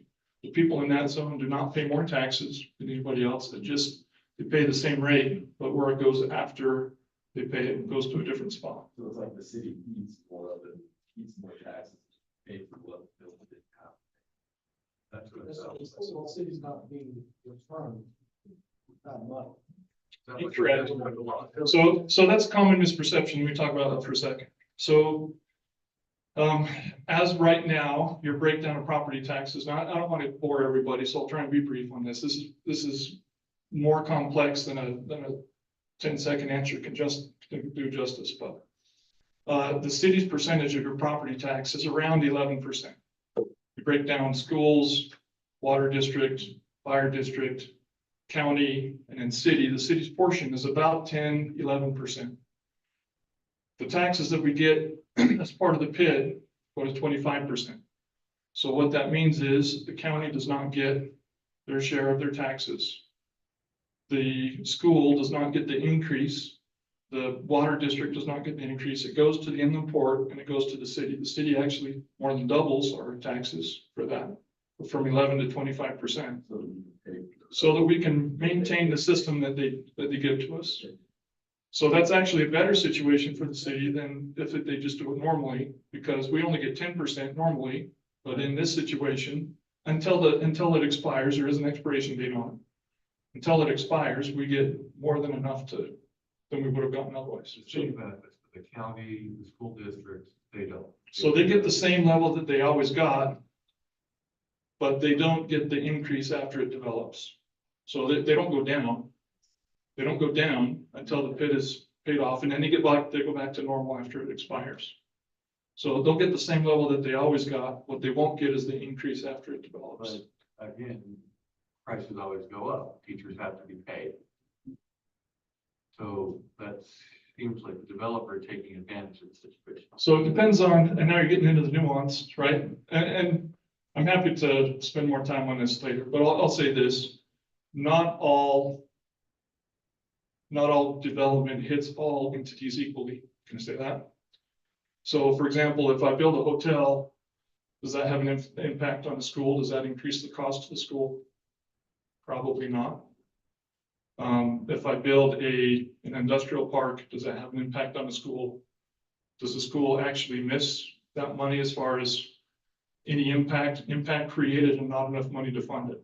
So part of the PID will fund commercial, it will fund retirement, housing, which doesn't impact the schools. It will fund industrial park development, which does not impact the schools. So it's more nuanced than just an easy, we're taking money from everybody else. I think one thing that we could probably do is, we had many meetings about the PID that were recorded.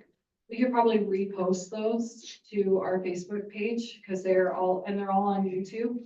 We had lots of meetings and they are on YouTube. You can go back and watch those. We had lots and lots of meetings. It broke down every single thing, where this money was going, how it affected people. It would, if you really want to understand, it would be super beneficial for you to watch those, so you can see the presentations, how it was brought about, what questions the council asked to make sure the city was still protected in that agreement and things like that. There were tons of meetings, and I go to every city council meeting, and those meetings were very low attended. And it explained all of that, and you really see the council going through, hashing out the process, making sure that it wasn't something that would be detrimental to Ephraim, because it was very explicit that they did not want to do something that would be detrimental to Ephraim. And I think it would be really wise and beneficial for your understanding to see that process and how that's played out. I'll say this one last thing, and then maybe we can move on to other questions. And if we want to talk more, we can talk after. So whoever wants to do that type of arrangement with the PID, Public Infrastructure District, anybody who wants to do that can pursue it. It's not done for, oh, you're special, we're going to do it for you and not for anybody else. Anybody who wants to come in and apply for one, you can go through the process, and it's available to anyone, right? We go through the same process. That could be done for anyone. We've had developers come in and say, hey, I want to look into this, and they looked into it, and then they declined. So it's not as much of a free money situation as some people think it is, right? There's still cost, there's still process, and anybody who wants to go through that, anybody can apply for that. So maybe with that, we'll move on. Any other questions beyond that? Okay, if I could make a suggestion, perhaps we let these people go. Yes. And if they would like to stay after and talk, they may. How about that? And also, this is not the first and only Okay, we're going to continue to have more things like that, surveys, meetings, things like that, as we continue in this process. We're gonna make suggestions, then we're gonna come back and say, hey, from this feedback, this is what we're thinking. What do you think about this? Okay, so this is not the last. We're gonna continue to do this over the next 6 months or shorter to really involve and get feedback. And I just want to say thanks everybody for coming. We're very pleasantly surprised at how many people came, so thank you. This is awesome. We love to see it, guys, honestly. Yeah, Larry, the reason we're here, we didn't know anything about it, but we started getting some texts. So additional forms of communication were very, very helpful to us. Otherwise, I wouldn't know anything about it, but the text, additional information. was Yeah, so we great. have a system and I was like, I think I'm gonna use that this time. Very helpful. We don't know. We debated, normally we try and use that for emergencies. Here's a power outage, here's a water thing. We're like, this is important enough. Let's see if we can push the word out a little farther. Very helpful, very helpful. Thank you for coming. Yes, thank you. Just a note back on the water situation. I don't know how many people were here in 1983 when we had a little more water than we could stand. The plan was to ship down water right through crossing. Yeah, We're well aware. Where you're gonna bear for that. that's cost. exactly where it went. We are well aware of that. Okay, just so you remember. Long memory. Thank you, everybody. We really appreciate it.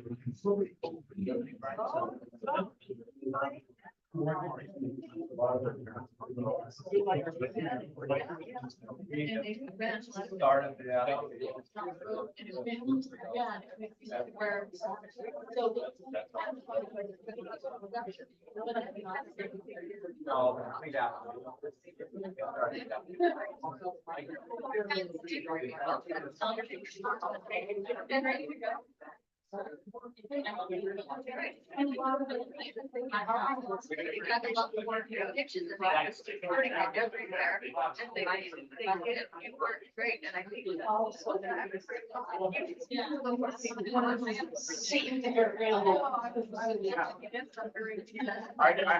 I got these ones. It worked. Oh, you guys finished. With all those. You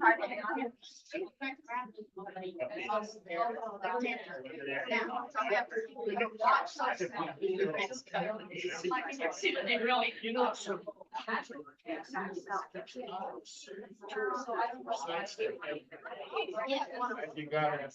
Well. Consider this, consider this, consider this. And then we can-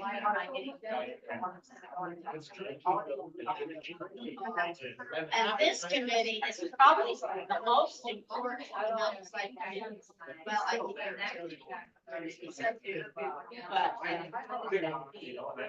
and this one is, and Lisa, how long have you been here? I came on 12 years ago and you've been on for several years before that. I didn't have to talk to you, but I was really.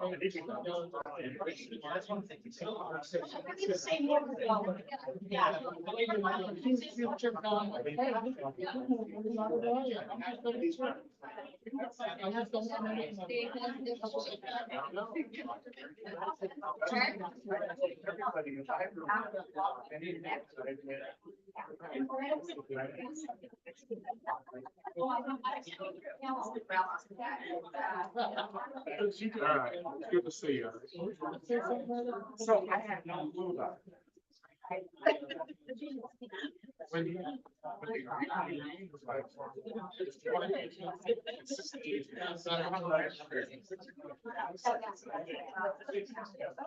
By the way, I was supposed to tell you Jack, I felt really bad. Barbara. She really needed this. Yeah. Before this happened. So we were texting. How is? Well, she does pretty well, but it's getting worse. And some of the treatments just aren't working. So she's going in and doing a trial through the Huntsman Center. It's been done twice, the same trial. She'll be the only one in Utah doing that one right now. So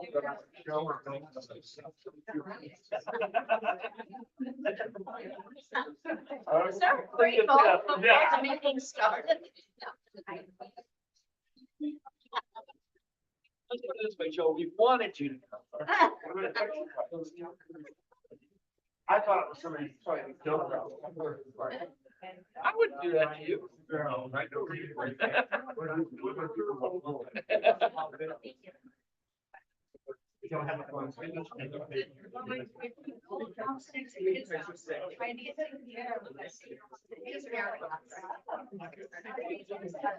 Especially when they I firefighter too, I was like, oh no, stop. I already paid for that.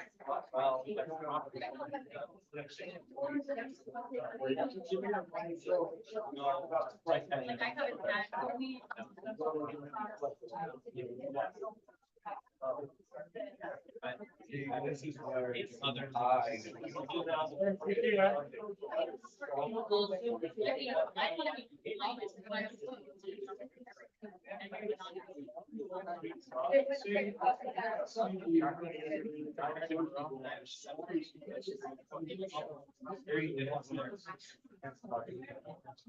That's so high. That's what everybody has. Yeah, and then everybody was saying, it goes right through the and look at the next result. So they really converted. Well, like that, because,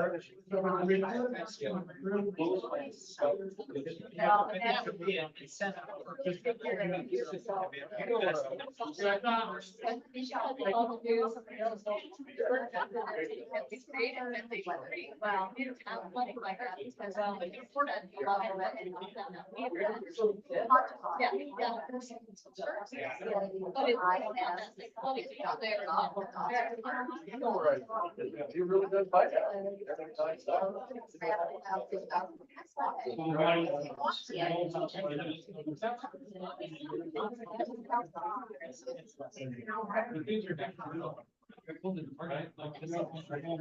Stop just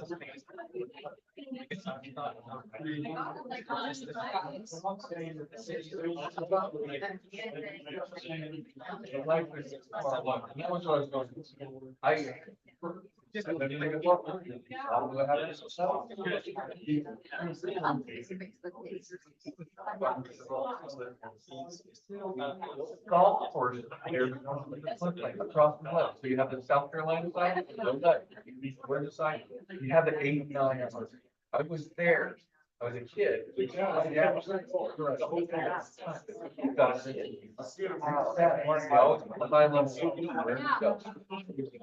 Guys built a golf course property. But you don't want to build out there, let's basically go. And what did that happen? $3, $4, $5 million homes double sell all around. And the worst part is, it's by the people who should know better. It's the lifelong people who live there, the old timers. I knew a guy, a state president, who built right there. Thank you. That's all. I don't want to underground, water house. You know, you go, I go like, go where it's done. Right, and then some years later. This is our, any sort of possibility, first in time, first in Nobody builds. And they should. Thank you for coming. Thank you for your presentation. And you are,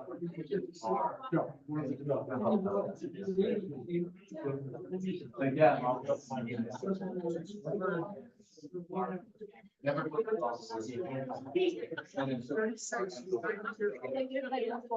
Why not, right? But that was a bad play. Oh,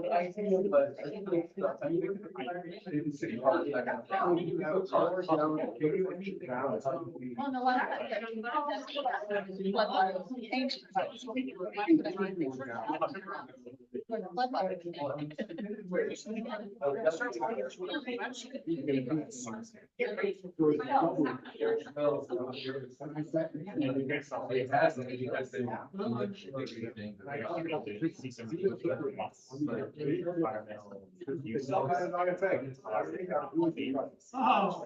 Oh, yes. Brian. Excellent. I just about left my purse here though. Of course, I wouldn't have gotten too far.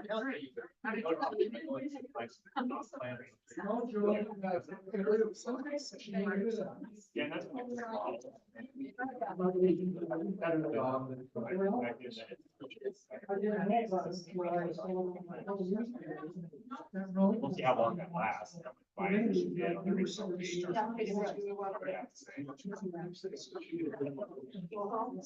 That's like interesting stuff. Oh, yeah. I wish this one we could like offer a little bachelor's.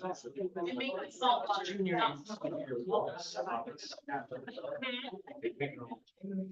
Water, fluid mechanics. Brian, thank you for your explanations. I appreciate that. And for all of your work. I mean, I don't know. You're Brian. I don't know that I've ever seen anything from you. Well, I know that. Yeah. Megan's. Well, we can send two emails. My compliments and my complaints. Yeah, you guys did really well. That was very even kill. That's a hard job. I wouldn't want to do that. No.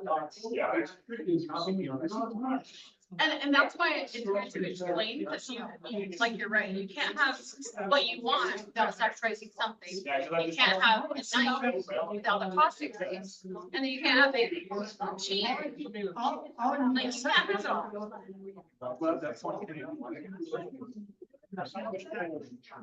Oh, and I wouldn't, and honestly, no one wants to they just want to complain, which I understand. For example, I just told her tomorrow, the guys will and do my landscaping. Tell me which one's going and I was gonna get one. And prior to, like, I've been waiting years. So I have money. And now that I feel like it's sufficient amount because I'm desperate for my yard. I've lived in my house for 7 years. And I'm like, It's been a while. yeah, and so, now I'm like, but I can't have. I want to be that thing. Have to be the can't here. That's what they understand. Trying to steer things we can into the civil side. That's where the being's huge. There's something. Well, I added more garden, I started drawing in during. I added more garden beds instead of, and like lavender. Once it's established, it comes and it grows nice, you know? I didn't know you did this voluntarily. Way to go. What do I do? And of course you breathe the communities. It's like all these.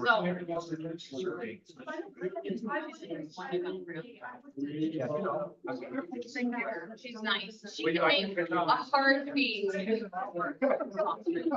Yeah, you're still scripted. Sorry, we can't do that. So I can't massage my own basement.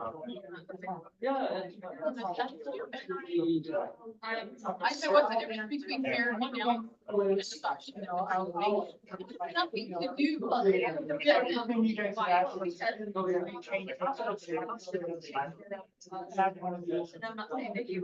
There is, and we're trying to. I get that, but that's probably where the law comes from. Larry. So I now have a problem. Maybe. Our home site on the armor.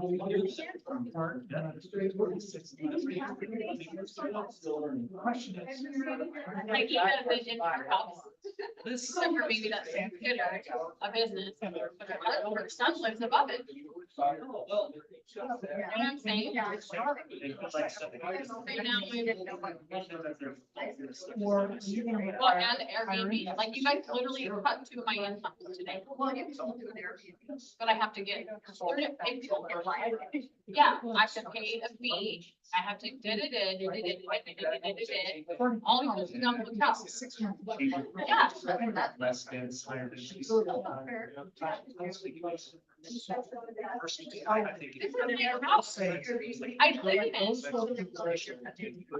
They're cutting into me. Like, let's keep it constant. I think nice landscape. Is great. Just like. Well, guess what? I just want to see and would I have more than one car? No. And from one or 2 hours. That would be illegal. And I would lose my license. If I were like.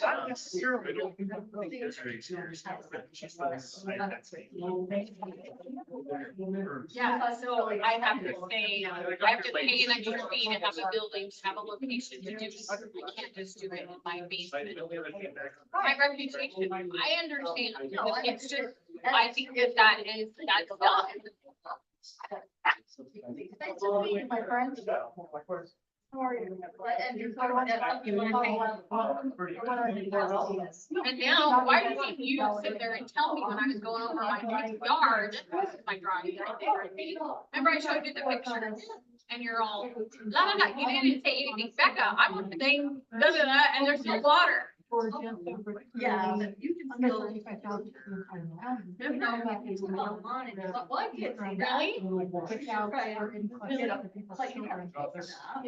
I know, but see, look, Airbnb progressed on another as a super post, you're amazing. Oh, come on.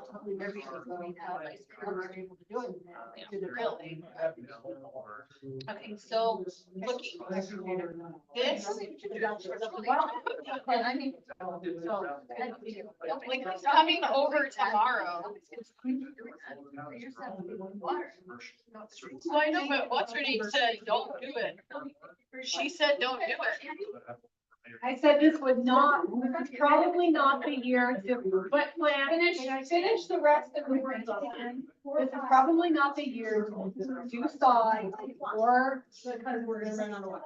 No, because their basic route pricing, it's good.